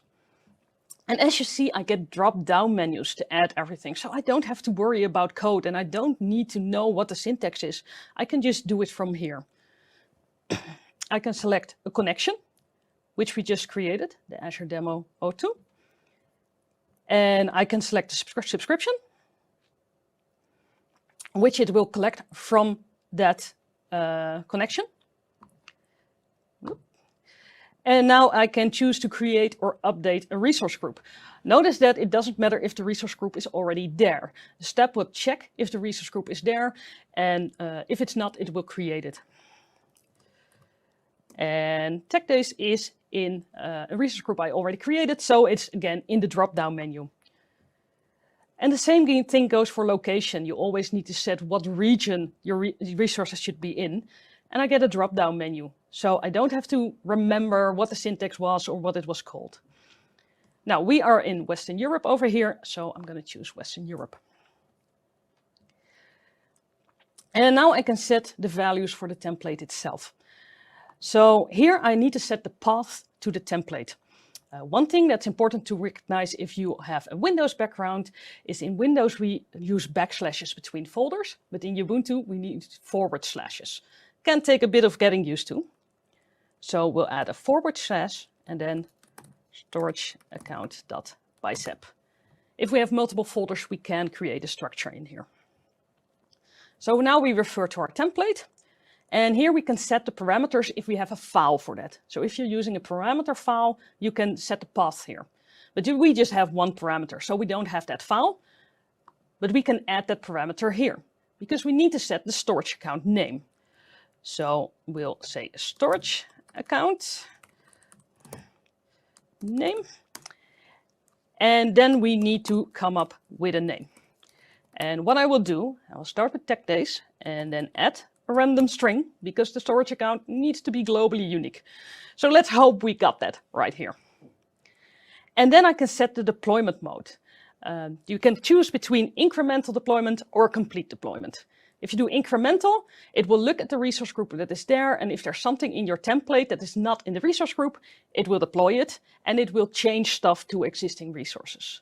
But if you do complete mode, it will check your template, and if there's resources in the resource group that are not in the template, it will delete them. So that's good to be aware of. It means that something can get deleted if you're not careful, and there's no way of recovering that most of the time. So if you're getting started, I recommend starting with incremental and have a lot of testing before you actually go to complete mode. But here's another option we can use, which is validation. So this will just check our template to see if it's a valid template, if it's something that can be deployed. So there we more or less have our first test out there. So let's use that one. So we are done with everything. Now, one thing that's important is that your cursor is in the right place. So this is where we want our task to be. And I'll click Add. And our task is added right there. So all that YAML, I don't have to write that. And of course, with time, I want to use this YAML to create other tasks because I don't want to use the assistant all the time. But this can really help you with setting the right syntax to get started with it, because it does show what it will do. But this, with the assistant, it's easier to get started with it. So I'm going to add one thing, and that's a name to this task. And I'll call it validate, because it's not deploying anything. Of course, I don't only want to validate, I also want to deploy stuff. And we have created this already, so now I can just copy and paste it. So I'll copy this, and I'll paste it. And now here I can change this one to deploy. And there's one thing we need to change, and that's the deployment mode. And we can do that right here, because it shows here that's the deployment mode. But I want to show you that there's actually a settings button right here. And if you click settings, it opens that assistant again, and all the settings are in there. And I can just change it in the drop-down menu. So I'll change it here to incremental mode. I'll click add. And now this setting has changed to actual deploy incremental instead of just validating. So there we go. We can now save this. Click save and run. And what this does is create a new file in your repository. So it's now part of your repository. It's part of your code. So everyone who gets your code can see what is going on, which really helps if you're working with teams. And the job has now started. And we can follow along with the job. We can see what is happening here, which is really great. As you see, it uses an agent in the cloud, so I don't have to worry about provisioning a VM. I can do that if I want to, but if you're getting started, I recommend doing it like this. I also recommend, if you're working with pipelines for the first time, or if you're doing some complicated stuff, it's probably going to go wrong a lot of times. I know that because we've all been there. So that's okay. This is a great way of learning how these pipelines work. And you will feel very happy if you've tried it a bunch of times and it's finally working. So don't just get discouraged if it doesn't work straight away. It might take some tries to get it working. And at this point, the validation is already done, where I can see the logs and I see the validation was completed successfully. And it is now deploying my storage account to my Azure resource group. I can follow this in Azure if I want to as well. But as we said, storage accounts are very quick. So it's already done with the deployment. So the whole deployment is done. And if I look now in my Azure portal, I can see a storage account that's created. So we now have created our first pipeline in Azure, just like that, or in Azure DevOps, just like that.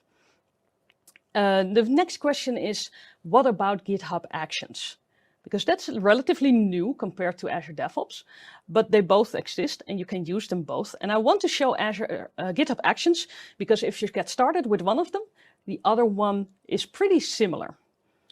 GitHub Actions has a little less of the menus and the steps to help you. So you need to do a little bit more stuff yourself. The good thing is it's all very well documented. And if you get the structure that you use with Azure DevOps, you can do it with GitHub Actions as well. The other good news with GitHub is, again, you can do this completely for free.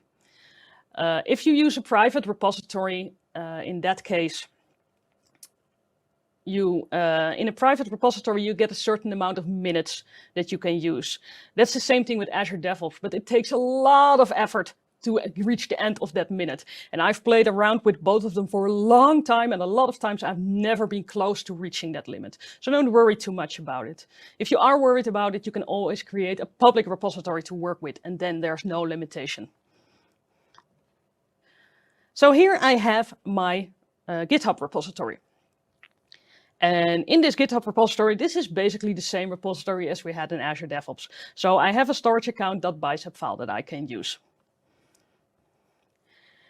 So I can use this one, but to set the connection to Azure, I need to take a little bit more effort, because I need to create a secret with a JSON file that has some information about the service principal.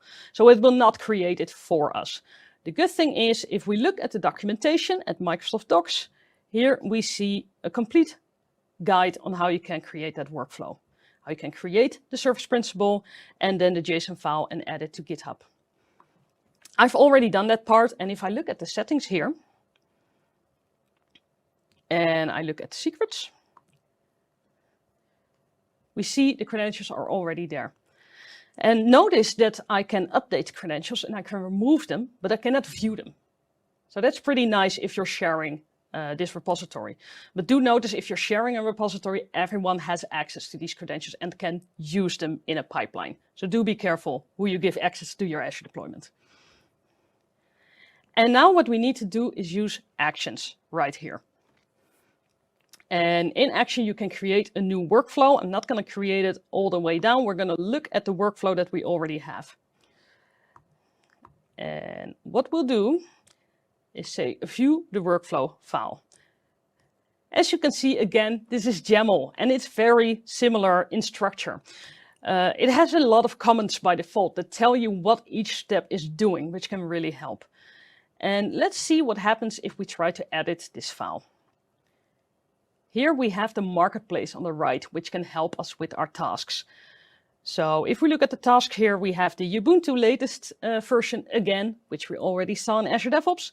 And one different thing is here that we need to log into Azure separately. So there's a task for that. And as you can see here, it's using that secret that we just show. After that, I have deploy a bicep templates, which is pretty much the same task as we had before. It uses that storage account.bicep and it sets the parameter manually. So it's very similar. So that's a great thing to consider to look at them both. So we're not going to add all those tasks anymore because they're already there. But I do want to show you a few little tricks that I use when I work with GitHub Actions. So let's say we want to do that Azure login part. On the right side, I can search the marketplace for Azure login. And here it is. That's the task that I want. So I'll click on this action and I take the latest version, and here all the code is already available for me. As you see, it's not a drop-down like we just had, but I can copy this, and there are a lot of comments in here that show me how I can use it and what each parameter does. So I copy this, and I'll add it right here. And now we have that issue that we had again with the indentation. It's now at the beginning of the line, and it needs to be at the same level as the previous action. So I need to add a lot of spaces to get it at the right position. What we do first is make sure we can select the whole thing at once. Saves us a lot of time. So what I'll do is press my cursor here. I'll press Alt and it becomes a little plus. And now I can drag my mouse all the way down. And now if I press space, the whole action goes has one extra space. So I don't have to do it for every line because that's going to take a lot of time. But now I need to consider that I actually have to check what the right indentation is. And I never feel like that. So my trick that I do, I just press space slowly until that red squiggly line is gone. So there's a wet squiggly line here that says this is at the wrong indentation. And I'll press space. And now it's gone. So that means it's now at the right indentation. There's no problem anymore. Now all the other parameters start complaining because they need a value, which is good. But now I didn't have to check where the indentation actually is. So that's just one little trick, makes it a little bit easier to work with actions and the YAML file. Now, if we would commit this file, this is the result that we would get. So again, very similar. It does an Azure login. It deploys the pipeline. I can check everything and it creates a storage account in our Azure subscription. So now we have seen how we can do that in Azure DevOps and GitHub Actions. So we can use those tools, as you see, to get started with it. It's not that difficult as it seems when you're not familiar with the concept. So I do recommend just try it out. You've heard a lot of concepts and just see if you can create your own pipeline and see what you can add. Maybe you can add testing to there. Maybe you want some manual proofing in there. Maybe you want multiple stages, as we saw in the talk by John and April. You can do all of that. Just start out small and start building into your pipeline. You're going to have so much fun and your code is going to be more consistent and more secure. So only good things happening here. And with that, I want to thank you for all your attention. And I'm going to give it back to April. Thank you, Barbara, for really showing us how to put that all together and deploy and configure that pipeline. So everyone who's joined us for all of these amazing sessions, we start off with Esther, who really hit us with those core concepts to introduce us to, how do we deploy things and why we need to use source control and why all these DevOps principles are important to you as an IT pro. Then John and I kicked off some of the components of these DevOps tooling and help you kind of show the end-to-end stuff that kind of needs to be filled in. And then Barbara tied it all together with infrastructure as code and showing us how to build that pipeline in both GitHub and in Azure DevOps. So now we're going to go into the Q&A, and we want you to ask all of your questions to us. And we're going to be here live to show you stuff that you may have questions about from the demos or any other questions you have about DevOps for you as the IT pro. So give us a minute for a costume change, and we'll be right back for the Q&A.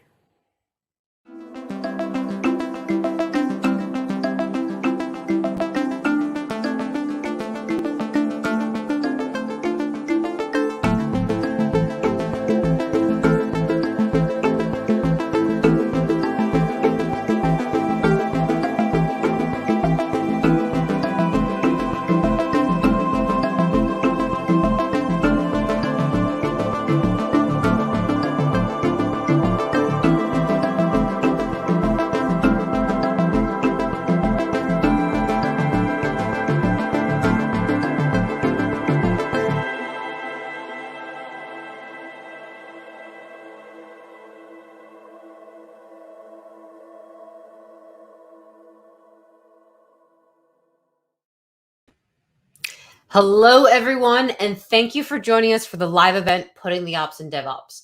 So we've had a little bit of a costume change, but we wanted to make sure we could answer the plethora of questions in the background that were going on during the live event. So now we're going to run a live Q&A where you all can ask anything that you want about the sessions you saw, and I've seen some great conversation in the chat. So let's have those conversations live and bring everyone in from the community. So before we get started, I'm going to go ahead and welcome in our amazing hosts and guests today that are subject matter experts on this subject. So first up, I'm going to bring in Esther Barthel. Esther, welcome. Esther's on mute. We're going to learn how to do this in the year 2022 is how to come off mute. Still don't hear Esther. Uh-oh. We broke the internet. You're here. I hear you. Yeah, you can hear me now. I can hear you now. So Esther, tell everyone out there a little bit about yourself. So I've been in end user computing for over 20 years, loving all the IT stuff. First of all, working a lot with virtual desktops and then transitioning to automated deployments and automated configurations of both infrastructure and the application layers. And that got me so excited that I'm now finding myself loving this whole new DevOps role, engineering, and all the excitement that comes with it. So happy to share my knowledge and experience with the community. Awesome. Thank you for joining us today. And next up, we have John Lunn, aka Johnny Chips. Welcome, John. How you doing, April? Nice to see you again. I know. So it was great we got to do our session together. Can you go ahead and, for those who don't know you, which I don't think there anyone out there that doesn't know you, but if anyone out there doesn't know John, would you just give a moment, introduce yourself to everyone? Yeah, of course. Hi, everybody. Yeah, thanks for sticking around and watching the session. It's been awesome sessions. Well done to Barbara and Esther as well. Really enjoyed that myself, watching through it all. But yeah, my name is John Lunn. I'm based over here in the UK, work for a small telecoms company called BT as a cloud technical architect. So yeah, been in the industry for probably too long now is probably the reality. But yeah, all these concepts and, the ways that we can work today with DevOps principles and practices, in the IT pro arena is something that I'm quite passionate about, because that automation, that whole, using these tools and technologies to make our day jobs easier. It's not just for software developers. We can start bringing some of this cool tech into our day-to-day lives. So yeah, that's what I do. So yeah, hi everybody. Get your questions ready.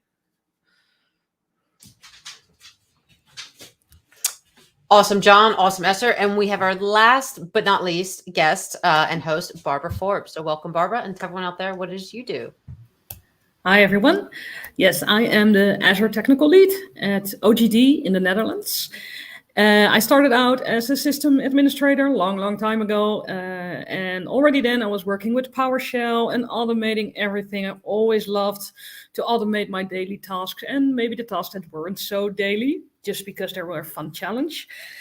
And when I started working with Azure, it was a short way to start working with ARM templates, infrastructure as code, and recently Bicep. And when Azure DevOps and GitHub came along, all these cool technologies we could use to really enhance our jobs, I think. And it's been a few years now, and it's really been a great journey, which I think everyone who touches on Azure or anything like that should invest in, because it's so cool to work with.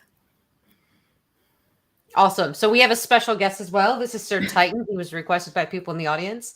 He's been hanging out for the entire session. He is almost a DevOps expert. He's going to be floating in and out during our Q&A. But more importantly, we have amazing amounts of questions from the audience, and I think it's time we get started. I'm going to go ahead and pick off a random question that I see. So Vincent and I have had a conversation back and forth about the difference of Azure DevOps and GitHub Actions in GitHub. So I think we want to level set to start with and say, Azure DevOps is a very massively mature platform. We've developed it since 2005 as a product at Microsoft, actually 3 years before that. So 2002, 2003, since its inception. And it's been around a really, really long time. There aren't as many features coming out for it because it is so evolved. So we do see security features. We see other things for it. But GitHub is the largest developer community in the planet, right? And everyone goes there, puts open source projects, puts their code there. And it's not mature. It's really not. It doesn't have the same features that Azure DevOps has. So for people out there that are learning the different tooling, I will say there's a video coming out in a couple weeks on Azure DevOps, and it's going to be a 0 to hero video. I might be in it. So take a look at that. And I do have something in the pipeline to talk about GitHub Actions specifically in GitHub, because they're very, very different features. And so Vincent had some great questions about how you set up stages, etc. Completely different. So this is why in Azure DevOps, they moved to a YAML format versus the classic view. And also using your infrastructure as code, your pipelines as code, really everything is code, and it's moving in that direction again. So if you're looking to do stages, etc., you use jobs in GitHub and GitHub Actions. And I think Barbara showed that really well. And if you want to go further, use environments. So if you're not even if you're not deploying to different environments, you can use those as stages. I have an audience question, and I'm going to throw this at anyone who wants to answer it. So question from the audience is, if you're forced to use YAML pipelines and you're not having good productivity amongst your team, is there any visual designer for YAML, especially using Azure pipelines? Well, I think we kind of saw the assistant that you can use. It's not really visual, but it does create menus for what you are doing. So that can really help. And I have actually seen that people who are working with YAML files, and they had copied them from other people who created YAML files, and they were really struggling with them. And then I showed them the assistant, and they didn't know they could use that. So they were working with YAML for a long time. And the assistant helps with separating the tasks from each other. And I don't think there is one that actually visualizes the whole YAML file, which of course you can create in documentation, or you can check the output of the YAML file, because the output is a visual representation of all the tasks that are done. But the downside is you do have to run it once to see that. Good. And we have another question about Azure DevOps and GitHub and that kind of what tool to use, whether people choose using GitHub Actions or Azure DevOps pipelines. And I will say it depends. The biggest reason, it depends is always the answer. If anyone's seen the chat, I've said it depends 100 times, right? If you're in an organization that has data residency requirements, where your data sits, that's always a key thing. Azure DevOps fulfills that. Azure DevOps uses your Azure Active Directory tenant where your company is subscribed to. So I'm going to use the instance of the UK because all of us here, John and I are here in the UK. And because of Brexit, a lot of customers can't have their data leave the UK. So Europe is not an option. So Europe used to be an option, but they've had to move their data back here because of their contracts. So that being said, their Azure tenant, if that makes sense, their overarching subscription, where they're tied to, their billing entity is the UK. That means their data sits in the UK. Whereas with GitHub, that feature is not there yet. So if data residency is a requirement, that's when you should look at GitHub versus Azure DevOps. And that's what I say to any organization. And then the features are very different. And for Esther, I'll pick on you. When you're working with customers and they're asking which way to go, what's some other things that you say to them to look at for features or options?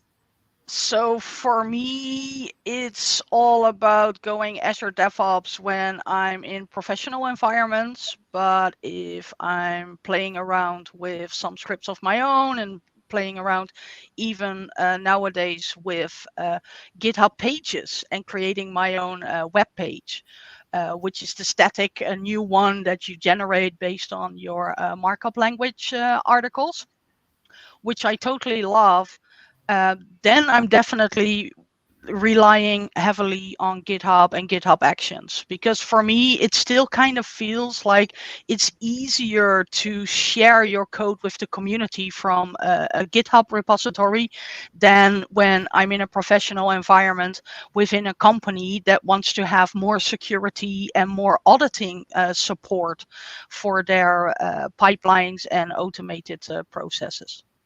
So then Azure DevOps definitely all the way. Awesome. John, I have a question for you. We talked about source control a bit, and someone asked a question: when you're dealing with versioning of your base templates, and someone makes a change where that change could affect that template, maybe something for a storage account, etc.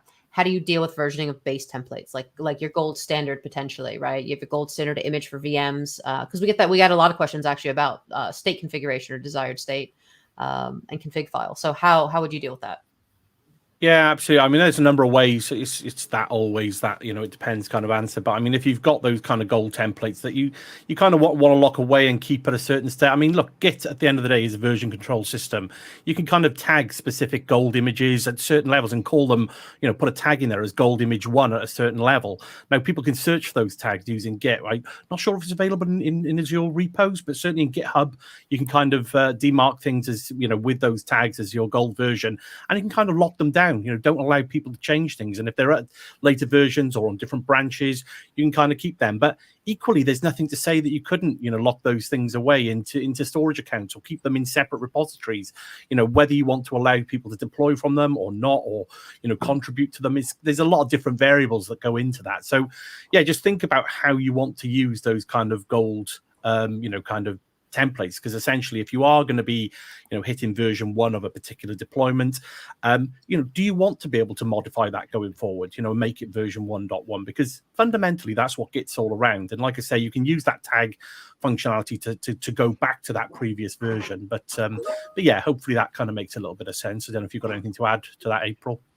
No, I think you're right. And I think there's been another comment in the chat about are we dependent on vendors to release templates? We're not. Now, I've been on projects where we have to use a specific gold standard VM image because it hits an ISO compliant thing or whatever. It's prepackaged. I've had to do that before.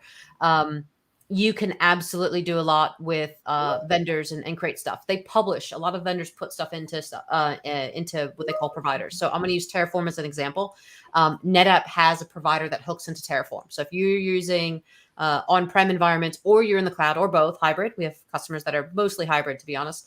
NetApp has a provider. So whether you're writing a template for on-prem or in Azure, you're going to need to call that NetApp provider, and then they have the modules in which you pull all your code in. So they help with that and what they support. And this has been a discussion around Terraform in and of itself and other infrastructure as code tools, what we call day zero support. So if NetApp releases a new product or a new feature and you can't deploy with infrastructure as code, you can either help them write that provider, you can contribute to it if you really want to, or you have to wait till they release it. Now for Azure, day zero support's available in various infrastructure as code tools. So anything that runs in Azure today, you can deploy with Bicep. You can also deploy with Terraform. There's a new way to do that.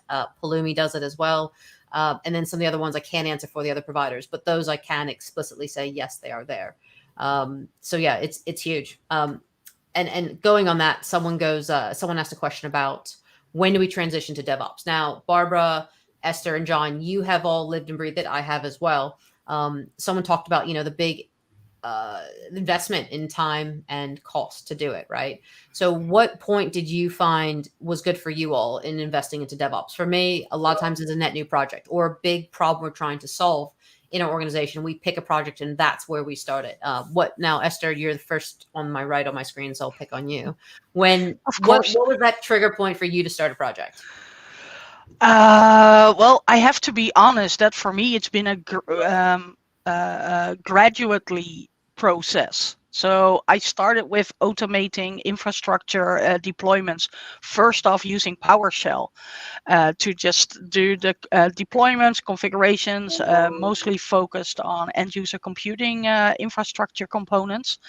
And then I gradually discovered GitHub Actions, and it became all of a sudden a transition into what nowadays is called the DevOps engineering role. So I'm not sure where the transition from operations to DevOps actually occurred, if I can pinpoint that in time.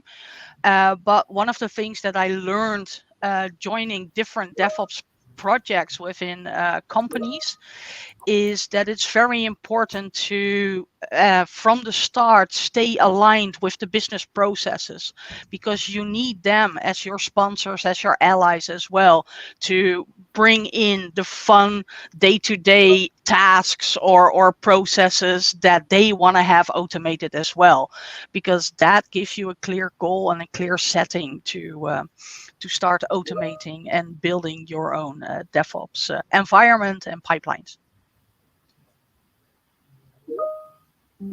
That's a really good answer. Barbara, do you want to answer that, how that kind of got kicked off for you? Yeah, I remember the first steps we took with DevOps. They were very, very practical. We were working in a team where we were managing an Azure environment, and this is quite some time ago. And we just found that we had issues because we weren't using DevOps, where DevOps was a solution. So, for example, we were working with Terraform, and we'd deploy stuff locally, and we would find if one person updated their Terraform version and someone else quickly wanted to deploy something, they couldn't do it because they first had to update. And then we found, if we deploy it from Azure DevOps, that we don't have this issue. And another one for the pipelines was also very practical, is that errors made their way into production because we didn't have any automated testing. So we felt a need for automated testing because we saw those errors happening. So that was big motivators, were just issues we ran into. And the same thing when we started using boards, was because we had trouble keeping track of all those changes we had to work through. And the boards helped us organize that. So we went through it in a practical way, just used what we could use at that point and used retros to make sure that we were still on point with our processes and where we would invest. Cool. I'm actually going to pick on John for this next question. The reason why is I know John has lived and breathed this a little bit, as I have myself. And it falls in line with kind of where we got started. So we have an audience question about someone who's on an ops team working a service desk. There's second line infrastructure for several years, zero experience of development. And if they want to get to DevOps, what course do you recommend they start off with? Now, I'm going to go ahead and start off with this one and say, I'm old, not old, but I'm old enough. I've been in the industry for over 23 years, which is so embarrassing to say out loud. But when I started, things were not in a UI. Like we didn't have a user interface. It wasn't pointy clicky. There was DOS back in my day. And when I was younger, like learning computers. So we're kind of coming full circle to that. There are DevOps courses of how to lead a team. They're called Scrum Master training, Scrum Master courses. I have a Scrum Master cert, and I actually don't advertise it because I have more experience than the cert gave me, if that makes sense. Certs are great, but experience is even better, I think. It's the same question about having a university degree versus experience, right? You can, but I would say pick some code that interests you and start learning a little bit of how to code. So we talked about YAML, we talked about infrastructure as code. Pick a project, pick a thing, and automate it with a thing. So I always say to people like, maybe PowerShell interests you, especially if you're working in infrastructure. I love PowerShell. You will see me work with the PowerShell team. I worked with PowerShell back in version 2.0 back in many moons ago. So we're going to publish some links. I believe they're in the video and everything, but there's links to Microsoft Learn, free learning resources. So start picking a topic like Git and source control, work through them, and then start picking other topics that really excite you. But find a project that excites you. I started automating things in infrastructure with PowerShell, but then I found things I was like, oh, I could automate this thing. I can automate a server build. And I started leading by example, right? And then my team picked up on it. They're like, oh, she has a point here. I think we're going to listen. But John, for you, what kind of technical learnings? Yeah, it's very, not often people listen to me. But John, what kind of technical learnings really helped you? I didn't mean to laugh at you, but laugh yes, with you did. April. Yes, you did. No. Yeah, John, what were some things that you did to learn? Yeah, so I think, in terms of tech skills, yeah, it's a great question, especially, if you feel you're kind of, that's somebody making a coffee in the background there. I can hear a lot of noise, but no, I suppose if you're, if you kind of, you feel you're relatively new into this landscape of DevOps, then, just sit there and absorb sessions like this, take it all in. But I think specifically you mentioned that you're in a service desk role. You've been there for 4 or 5 years. So, I'm assuming you've got some kind of scripting or coding knowledge to a point, whether you feel you're mature or a novice, that's kind of by the by. As April says, pick your poison, pick the scripting language of choice. But really good idea, and this is something that a couple of colleagues of mine did, is go back through those service tickets. Get a list of your top 10, your highest rated service tickets. What are they hitting? What problems are you kind of having to constantly solve? Take that and maybe back to that, find yourself a little project and automate it. Pick your top sort of 5 or 10 issues that you've got over a service desk and start to maybe dig into it using some scripting techniques, maybe using a pipeline. And next time you have that particular issue, can you maybe resolve it with a kicking off a pipeline, using some scripting technique? But that's a good way to start. But from me personally, as Esther said, it's been a gradual evolution of skills. And I think it's probably fair to say that's a lot of people's experience moving in, certainly from the operations side into the DevOps, because look, I guess, as a non-developer, we're not, fully au fait with all the kind of the tool sets and features and functionality and the ways of working maybe that software developers have kind of become akin to over the last few decades. For an operations person, a lot of that hasn't been around. So learning that side of the fence has been a huge learning curve for me personally over the last few years. And it doesn't hurt at all to try and, gather those things. But certainly start simple, start with the basics. Don't overwhelm yourself. Any course, Microsoft Learn have got some great things. Pick Git, go and learn a little bit about Git. Have a little look at pipelines. Maybe look into ADO. GitHub have got some fantastic courses, free courses that you can sign up for that take you through the deployment. And actually, as you're reading through the coursework, it takes you through how to use GitHub Actions as you're actually going through. And it's a really great concept. So, I'd encourage you to go and look at that as well. But yeah, start small, find those top 10 tickets, see if you can automate them and make your bosses wow over what you've done for them. And there's been another comment from someone who's in a team using Team Foundation Server. So it's the older version of Azure DevOps and it's hosted on-prem. And they want to know, how do they get the rest of the team on board? Lead by example, right? Create a project, lead, and do all the amazing things.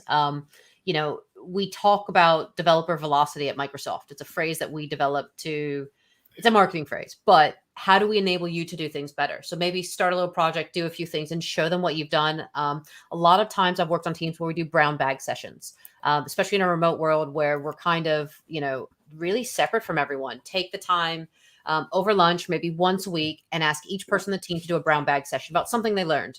And I'll give an example. I worked on the engineering team at Microsoft, deploying out to big customer projects. And we had someone on the team who's a junior engineer. She was a year or so outside of university, really, really bright, but she just learned Git. And even though a lot of us have used Git, we're quite mature in the Git area. She showed how she learned it and things she learned. And I learned from that.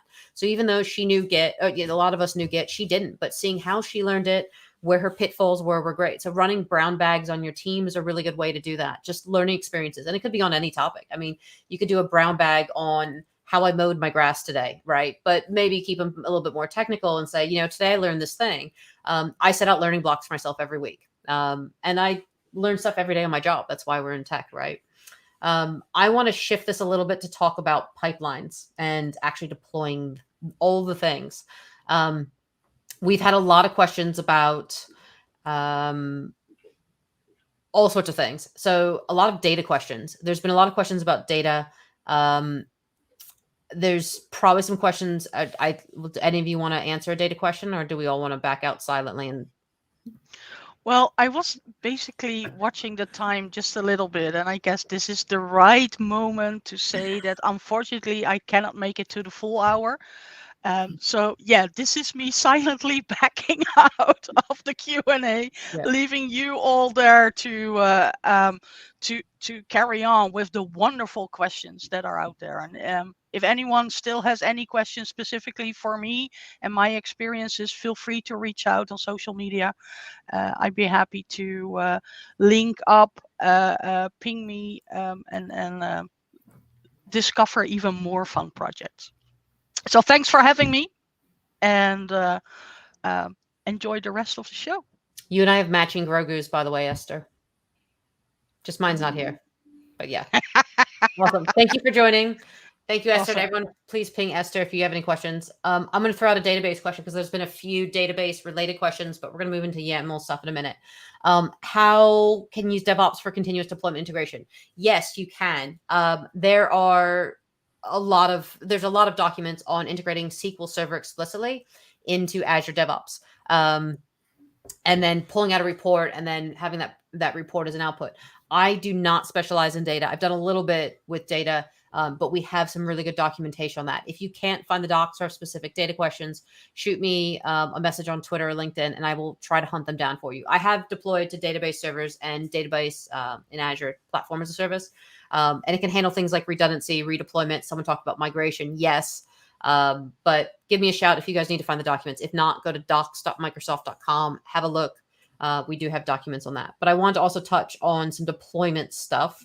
There were questions about configuration of pipelines. So someone asked, why is the YAML syntax different in GitHub versus Azure DevOps? Which one of you wants to take that one? The why question is dreaded. Yeah, it's because some person has decided it's a great idea. I think, Exactly.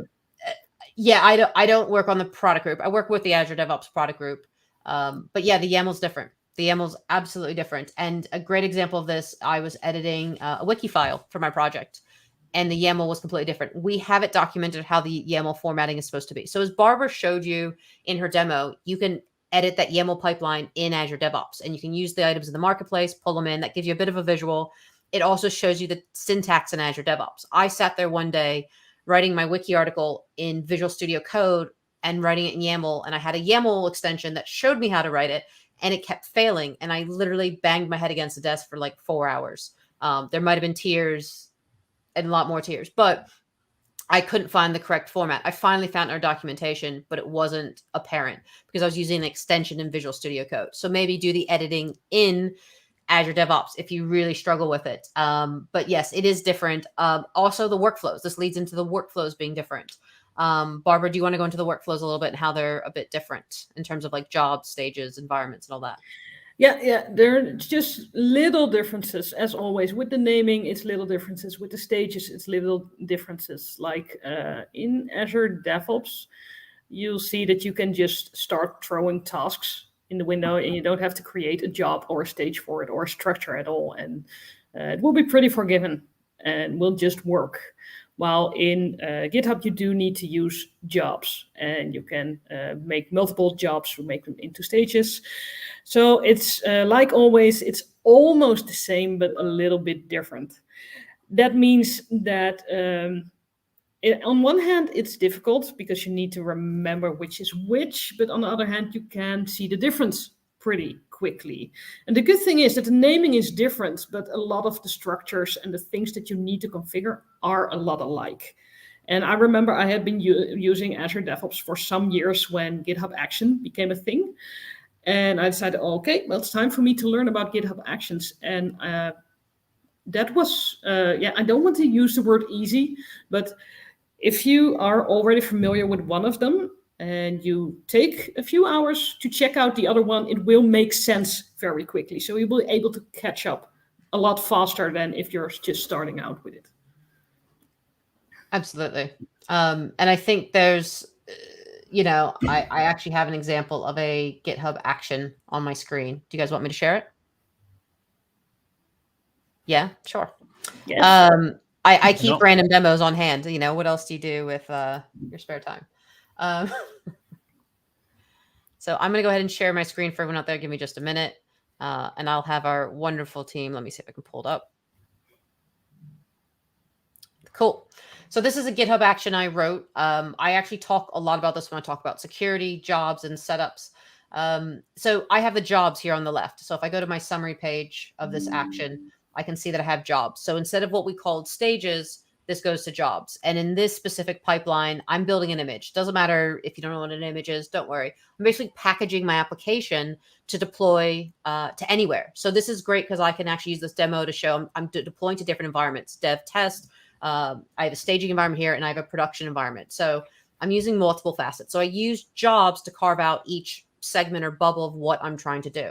So if I click on build and push Docker image, I'm doing all these things in this, what we would have called a stage in Azure DevOps.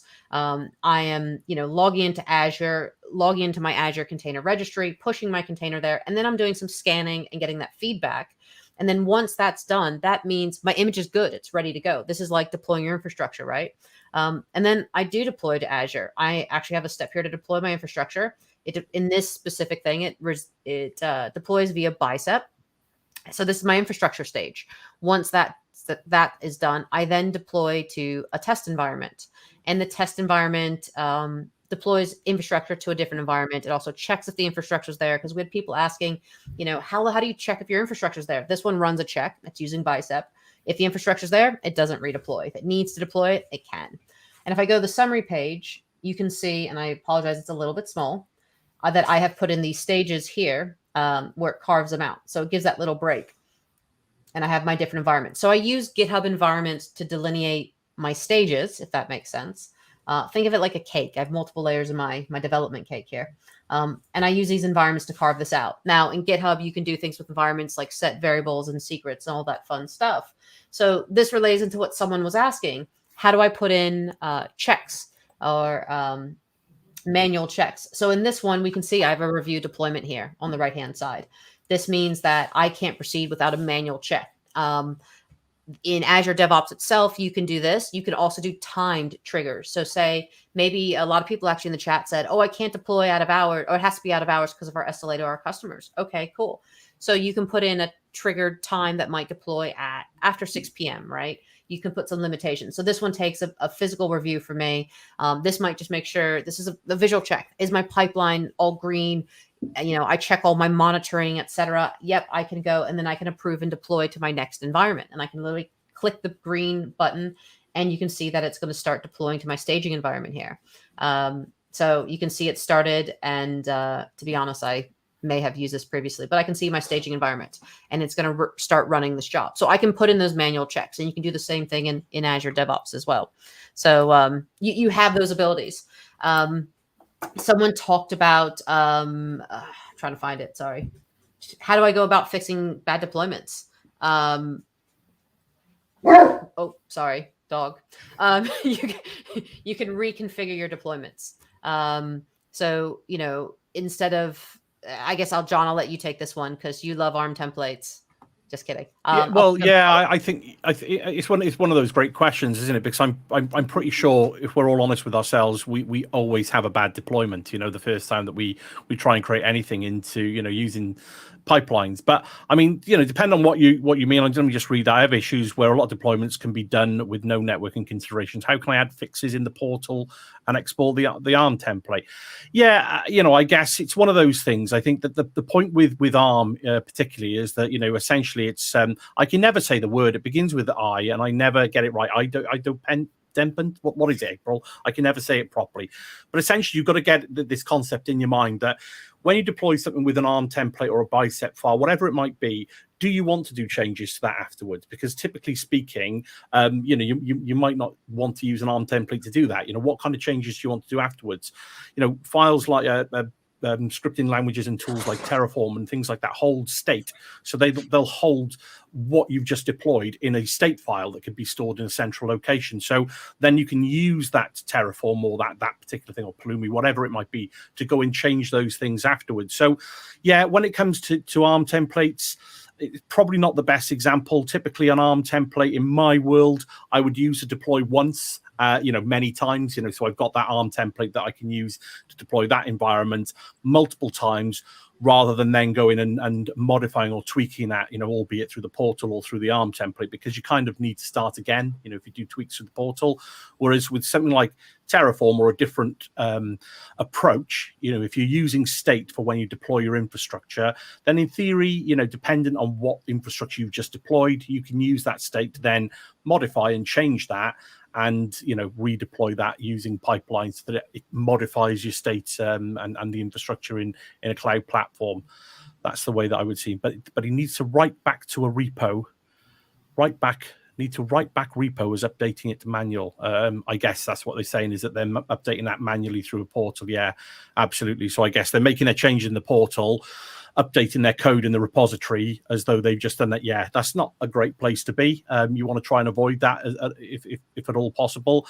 I think that the reality is, if you've got infrastructure that's long-running infrastructure that may be there supporting an application or whatever, you've either got to take the approach of trying to deploy the application on that infrastructure in a, it's this pets versus cattle mode. April, you love talking about it, but this mode of, I don't really care what infrastructure, so I can redeploy the whole thing every time I do an update. But then that has implications on how long something might take to redeploy. So you've got a lot of these different variables floating around based on what your actual context is and what you're trying to do. So if you're trying to just deploy something once quickly to get yourselves up and running really quickly without the need to go through a portal and introduce errors into naming conventions, ARM templates all the way, bicep files, whatever it might be. If you want to then subsequently change that at a later date, then you're in the realm of having a really complicated mechanism for keeping those updates in check, or you just choose, something like Terraform, Pulumi, another mechanism to deploy your code that keeps the state. It knows what you've just deployed and it knows the state of that deployment. And I guess we're into that conversation of deploying infrastructure versus configuration of that infrastructure. So yeah, there's a whole, I suppose, gray area in that space. And the way that I kind of work through that is I didn't look at this as one giant picture, as though, I've got this super set of infrastructure that I'm deploying. I want to manage it all through a single repository. Try and break things apart. Try and space them out into maybe multiple repositories, or start with something relatively easy to manipulate, so you can start to build up your skills, and you know how these things are going to interact with each other in your solution, because you start making a change in one repository and all of a sudden that one repository is deploying a whole heap of stuff. Probably not the best place to be. Try and break that down into simple, easier to manage chunks. And the example I tend to use is either, Azure policy, manage a policy in a repository, or maybe things like firewall rules. If you've got to update Azure firewalls on a relatively regular basis, it's a typical operations thing that we have to do. One of the reasons behind firewalls is always a good point, is that there's no backup of your firewall rules once you put it in there. So why not put it in a repo, put it in an Excel spreadsheet or something a little bit more and you can create a pipeline just for that, right? So if that goes down, you can redeploy and have your code sitting somewhere. There's a lot of questions about repositories, configuration, how to configure a repository. So when we look at the structure of Azure DevOps, we have a project, and each project should probably, someone asked about, having multiple customers deploy. A lot of times when I've worked on the MSP side, coming from before Microsoft, we put different customers into different projects. So we had segmentation of data. But it depends, right? Are you deploying the same thing to the same subscriptions, et cetera? But a lot of times for customer projects, we have them in their own project itself. That gave delineation to the customer data as well. If they had any customer specific data going on, that gave that delineation. So you do have to see what's in the contracts, et cetera. In terms of best practice, that's probably a good way to do it, unless there's some other limitation. And then, creating repositories. It's always, people ask how many repositories, how many pipelines do I have? It's always important to think about what you're deploying to, how many projects, et cetera. And someone asked a question about having resource groups, multiple resource groups. Do I have a project per resource group or a pipeline per resource group? And probably not. That's a lot, unless you have like 100 resources in that resource group. But I would call that a project or an application stack effectively. So what dependencies are you deploying to? That should be your project. There was a question about, where was it? Sorry, I'm losing it all. Barbara, I'll ask you one about SRE and DevOps, how they coexist. What's your opinion on how they should coexist in an organization? Which was the first one? What's SRE? How do SRE and DevOps coexist as part of an infra standards implementation? What's SRE stands for? Site reliability engineering. So you're monitoring. So I'll go ahead and take this one. Yeah. Yeah, a lot of times people talk about SRE and DevOps and how they intertwine. SRE is part of the DevOps lifecycle. In the DevOps lifecycle, we plan, we develop, we deliver, and then we monitor as part of our production systems. And SRE really handles that monitoring side. So bringing them into the full lifecycle is really, really critical, because that feedback that SRE gets from monitoring helps us deliver and plan our next cycle. So SRE should absolutely be part of the lifecycle. The DevOps team shouldn't work independently. So a lot of times we see the SRE team as part of the DevOps team as well. And I think a bigger thing is, and I think both Barbara and John and myself can talk about this, is having cross-functional teams. So in an infrastructure stack, that might be, let's say there's people out there I know that comment on being, network specialists on this event. And your networking team should not be your DevOps team. And actually, I'll bring up a visual in a couple minutes. I can show everyone of what a vertical stack looks like in the infrastructure space. But effectively, we want vertical or T-shaped engineers because you have empathy for the other stack. I mean, let's say you work in networking, you mistype an IP address and you bring an entire network down. We've seen it all the time, like way too much probably. And how do we then, recover from that? And you kind of say as networking, you throw the blame over even just the infrastructure fence, and we don't want to really do that. So let's see, John, I will ask you to answer the next question while I pull up my little slide bit. What's the best automation you've ever done in your career, and why? Oh, wow. Yeah. How long we got? We've only got half hour left, haven't we? So I think from an automation point of view, this was a little while ago, and I guess terms like DevOps and things like that were around, but they were in their traditional sense of lean manufacturing. So I was working at a manufacturing company at the time, and it was all about a process flow. So the line was written out for me. It was a manual physical operation where you had flows with people working at stations doing tasks and signing things off on a paper copy. So not just digitizing that, and like I say, this was a number of years ago, but I'm pretty proud of where it got to in that sense. The automation of those tasks was a great thing to move into. So pipelines essentially for every station that was there. So anytime an operator did something for a particular built a physical thing that they made, they could just do that electronically and it would move on to the next stage. Once all the stages were complete, essentially that built up what we now call today a pipeline, and it triggered off the set. Essentially, everything that was being built in that pipeline came with a wad of paper about that thick, and customers would order sort of 20 of these things in one go. So, part of the customer pack that would be given to them would be a couple of reams of A4 paper. And what they would do is go back and they would give that ream of paper to an office junior who would stand at a photocopier for 2 or 3 hours to photocopy them, because you can imagine all these papers were covered in ink and dust and muck and things like that. So essentially this process took all of those electronic operations, put it through the pipeline, and essentially compiled them all. And using pipelines, and again, this is the kind of thing that you can kind of use pipelines for today, built that up. They built it up as a PDF just through a simple script function. It grabbed all the electronic information, pulled it into a PDF, generated that PDF with a nice neat table of contents, spat it out the other side ready, an artifact out the other side ready to deliver to the customer. So that was a little while back. Really proud of that one. But yeah, these are the kind of things that we can start to use our minds to kind of start to do now for the benefit of our organization. So it's the tangible world meeting the digital world, I guess. I love it. I'm going to go ahead and show everyone the vertical slide, because everyone I like a picture. So if you don't like a picture, I'm sorry. I love a picture. Right. So we look at vertical operations. So if you're on a team that's networking focused or storage focused or hypervisor focused, it's about thinking about how that affects the stack. Now, I think we all know when we're building out any kind of VM or hypervisor, there's networking involved and there's storage involved, but we have these dedicated teams in infrastructure. So we talk about bring down the silos between developers and operations. We also need to think about in operations how we disintegrate our silos, because there's always a blame game when there's an outage, and we're going to have an outage. So that's something to really think about. There's a lot of questions about infrastructure as code coming up. So I do want to actually make sure we get to those, because there's some great questions. Barbara, there's some great questions about using Bicep versus Terraform versus ARM. There's a lot of questions that people have. Let me pull some up here. Here we go. There's one about using Terraform with a single pipeline. They're thinking about using to Bicep, splitting by resource groups, and maybe how to set that up. I mean, I think people want to know, do they go to Bicep? There's also questions about like when they go to Bicep. Should they? When to use it? So I guess it's kind of like a 3-part question for you. Yeah, that's a lot of questions at once.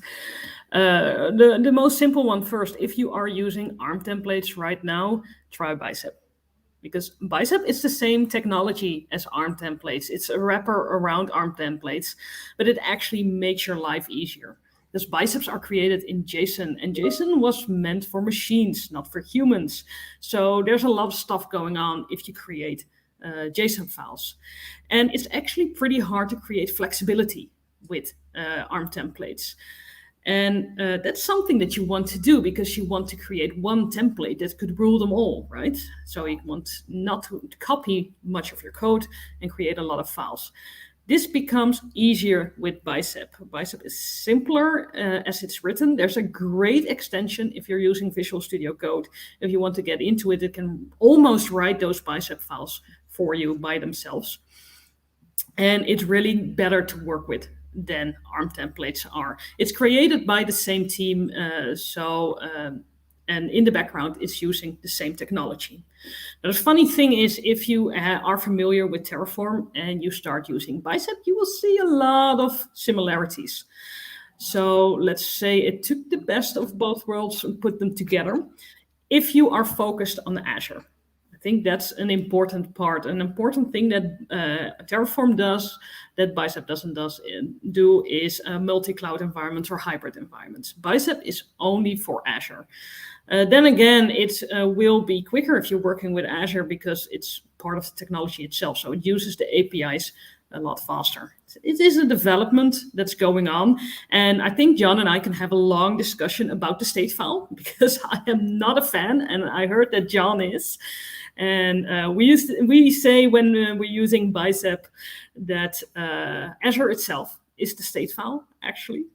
But yeah, I think we can have a long discussion. Really, it's a personal preference. And I just heard we don't have a long time. So before John and I need to get into a fight between Bicep and Terraform, there's a lot of personal preferences in there. But I will say if you are using ARM templates, you should try Bicep.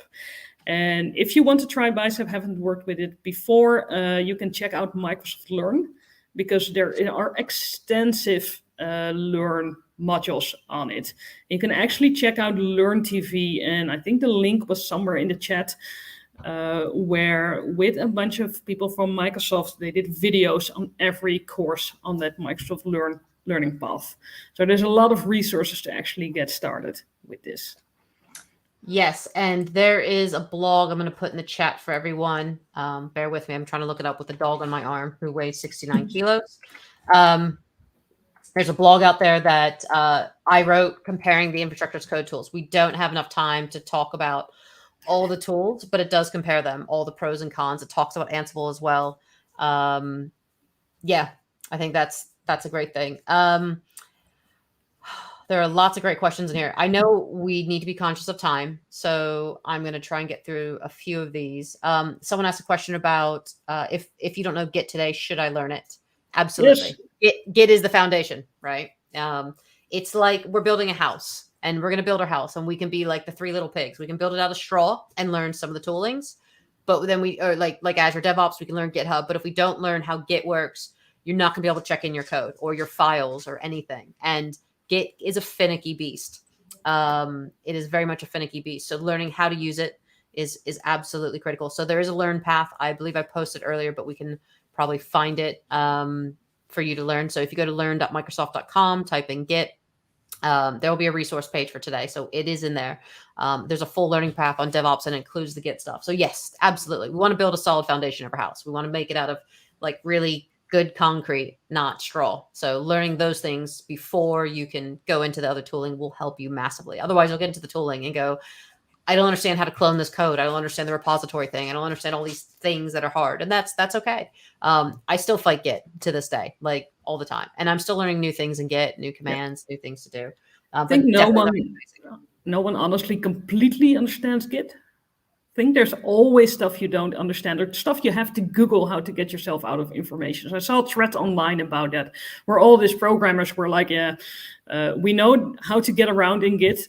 And when stuff goes wrong, we need to Google how to save ourselves from our situation. So it can be a very intimidating tool because there's so much going on. So I would recommend just start small, start with the basic stuff, start using it daily for your scripts, and you will find your way in it, and you will be thankful every day that you learned how to use Git. Absolutely. And I think a lot of people are asking very much where to start. So I think it depends on what you're doing. And one person says, I work on a service desk. John said it, find a ticket that is a regular problematic ticket. How can you automate it using even something as simple as PowerShell, et cetera? If there's infrastructure you're constantly deploying, maybe get a service desk ticket in to deploy a new VM, which happens a lot, or a new service. Try looking at infrastructure as code. So find that thing. And a lot of people ask what language to start in. Now that's tough because, again, if we're not doing it every day, we need to know where to start. So find what you're doing in the tool that best fits. So if you're in the ops space, PowerShell is a great tool. If you're working in Azure, Bicep is a great tool. Think about what things you do. When I learned Terraform is based on Golang, which is a language that developers use. It's not as widely used, but if you work with containers and Terraform, Golang is massively, massively useful. So I started learning Golang as an actual programming language. I am in no way, shape, or form a very good programmer, but I know enough to do what I need to do with containers. I understand the structure of it. And these are all things we have on Microsoft Learn for you to go. So in terms of like learning Terraform and GitHub, I think these are different entities, right?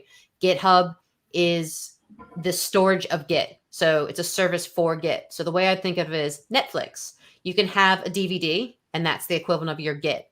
But Netflix is a storage of all the movies, right? Effectively. So it's kind of the Netflix of DVDs. So Git holds GitHub. GitHub holds Git, right? It's just another Git tooling. There are other tools out there called GitLab. The reason why we're using GitHub today is because it is the largest platform. It's free. You don't need a license for it. You'll need an enterprise license. And if you're searching for projects that interest you, go to GitHub and search because people post the stuff as open source or free to share with you in the community. So if you have a personal project you want to get started on, GitHub is a great place to go. John, Barbara, any suggestions on languages from your side? No, you've said it, April. I think find your happy place. I think everybody's going to be different and there's no right or wrong answer there. I think it's literally, yeah, if you're in the ops space, you're an IT pro, odds on if you're working a lot with Windows servers, you're going to be doing, a little bit with PowerShell. If you're in the Linux space, go and learn Linux. I can't, kind of throw that out there enough, especially if you're looking to go into, DevOps and pipelines. At the end of the day, you might want to use, or you probably will be, let's face it, the cloud's built on Linux. Yeah, did I just say that? But it is, at the end of the day, if you're using Linux essentially to script, to run things, I think Barbara, you pointed out in your demo there are slight nuances, that you're going to get around if you're used to using command line tools, but // backslashes, command line tools that you can use to do things with, and there are ways and means. So yeah, go and learn Linux, go and get some cloud fundamentals, absolutely, because we're talking about cloud platforms, one would imagine today. And yeah, find your happy place. But yeah, don't let anybody tell you picked the wrong language, basically, because you probably haven't. It's suitable for you. Absolutely. Barbara, did you put in some sample code in the repository for testing and deployment with Bicep? I can't remember. Yes, I did add some code so people can just get that. And well, I would say try your own code. And if you run into problems, then check my code if it maybe helps you. Absolutely. And I think, there's questions about debugging and testing scenarios in a pipeline. It depends what you're trying to debug and test. We use a lot of unit tests in the engineering side of Microsoft, unit tests galore. The Azure DevOps product team runs over 50,000 unit tests for each pull request, and they run them in about 5 to 8 minutes. I had a screenshot of it. I don't have it on me now, but I used to show the testing protocols that the team used. It was pretty cool. But Barbara has some sample code for Bicep, some testing. People asked about like sample Terraform, etc. I have some videos on the DevOps Lab from 3 years ago. It is a bit older, still very valid, but my Terraform code itself isn't up to date. So it's an older version. I think it's version 1.12 or 1.14 maybe. But there's a GitHub repo where there are Terraform templates available for you. I don't have the link of the repo offhand, but it's if you Google GitHub, Terraform, Azure, you will find a repository with a ton of scripts. There's also that's probably the best place to go. So between my videos, my blog, and then the GitHub stuff, it's all open source, all available for you all to see. People have sample code everywhere. Same thing with Bicep. If you want to get started with Bicep, all the Bicep code is available on GitHub that you can go in and look as well. So I am conscious we're running out of time, but before we start wrapping things up, I do want to ask Barbara what was the coolest thing she's automated. Well, actually, I can tell you about a project I did this weekend because I had a very busy weekend. So I tried to thought I need to relax. And when I need to relax, I'm going to create some code because that's what I do. And I needed to make some sort of a lab environment within my own Azure tenant. And I actually created it completely with Bicep and PowerShell, where I can set the number of students that I have for a course, and it will create a resource group for each of one. In the resource group will be a virtual machine because we're going to practice with an Azure DevOps agent. And it will create both a user for that resource group and a service principal, and both of them will get the right permissions, so the owner permissions to their specific resource group. And in the end, it will create a file with all the credentials that the students need and all the information about it. So when I give courses, that's going to save me a lot of time. That's awesome. And I know someone just pointed out that I used the phrase Google instead of search engine. Yes, go to your favorite search engine and look these things up. Sorry. Yeah, you can tell which one I prefer, but it's all personal preference. I do use Bing, for the record. I just don't use it all the time. So I just want to rehash on everything we've gone over today. So this recording will be available for everyone to watch after. We have lots of resources for you all: learn modules, learning paths to learn Git, source control, etc. in Azure DevOps, how to get started on Azure DevOps. You can watch the DevOps Lab. We're going to have all sorts of videos coming out. For everyone watching today for Azure DevOps, there's a video coming out in 2 weeks. That's going to be a 0 to hero video. Can't say who's going to be starring in it, but it's myself and another amazing community member. So we do gear it for literally everyone. And the other person in the video does talk about some YAML, how to write YAML, and they code it live, if you will. I mean, it was recorded, but live. So it will help you do that. So just want to thank everyone for joining today. We're going to have links going out for you all to reference. And again, any questions after today's session, please feel free to ping these amazing people: John Lunn, Barbara Forbes, and Esther Barthel. They're all available on LinkedIn and Twitter. Please follow. They constantly write amazing blogs. They do great stuff as MVPs in the community. But most importantly, I want to thank you all for delivering this content today to the community. And we've had a lot of viewers, a lot of amazing questions. So thank you for everything. Nope, thanks for having me on. Yeah, it's been fun. Thanks everybody for watching. Yeah.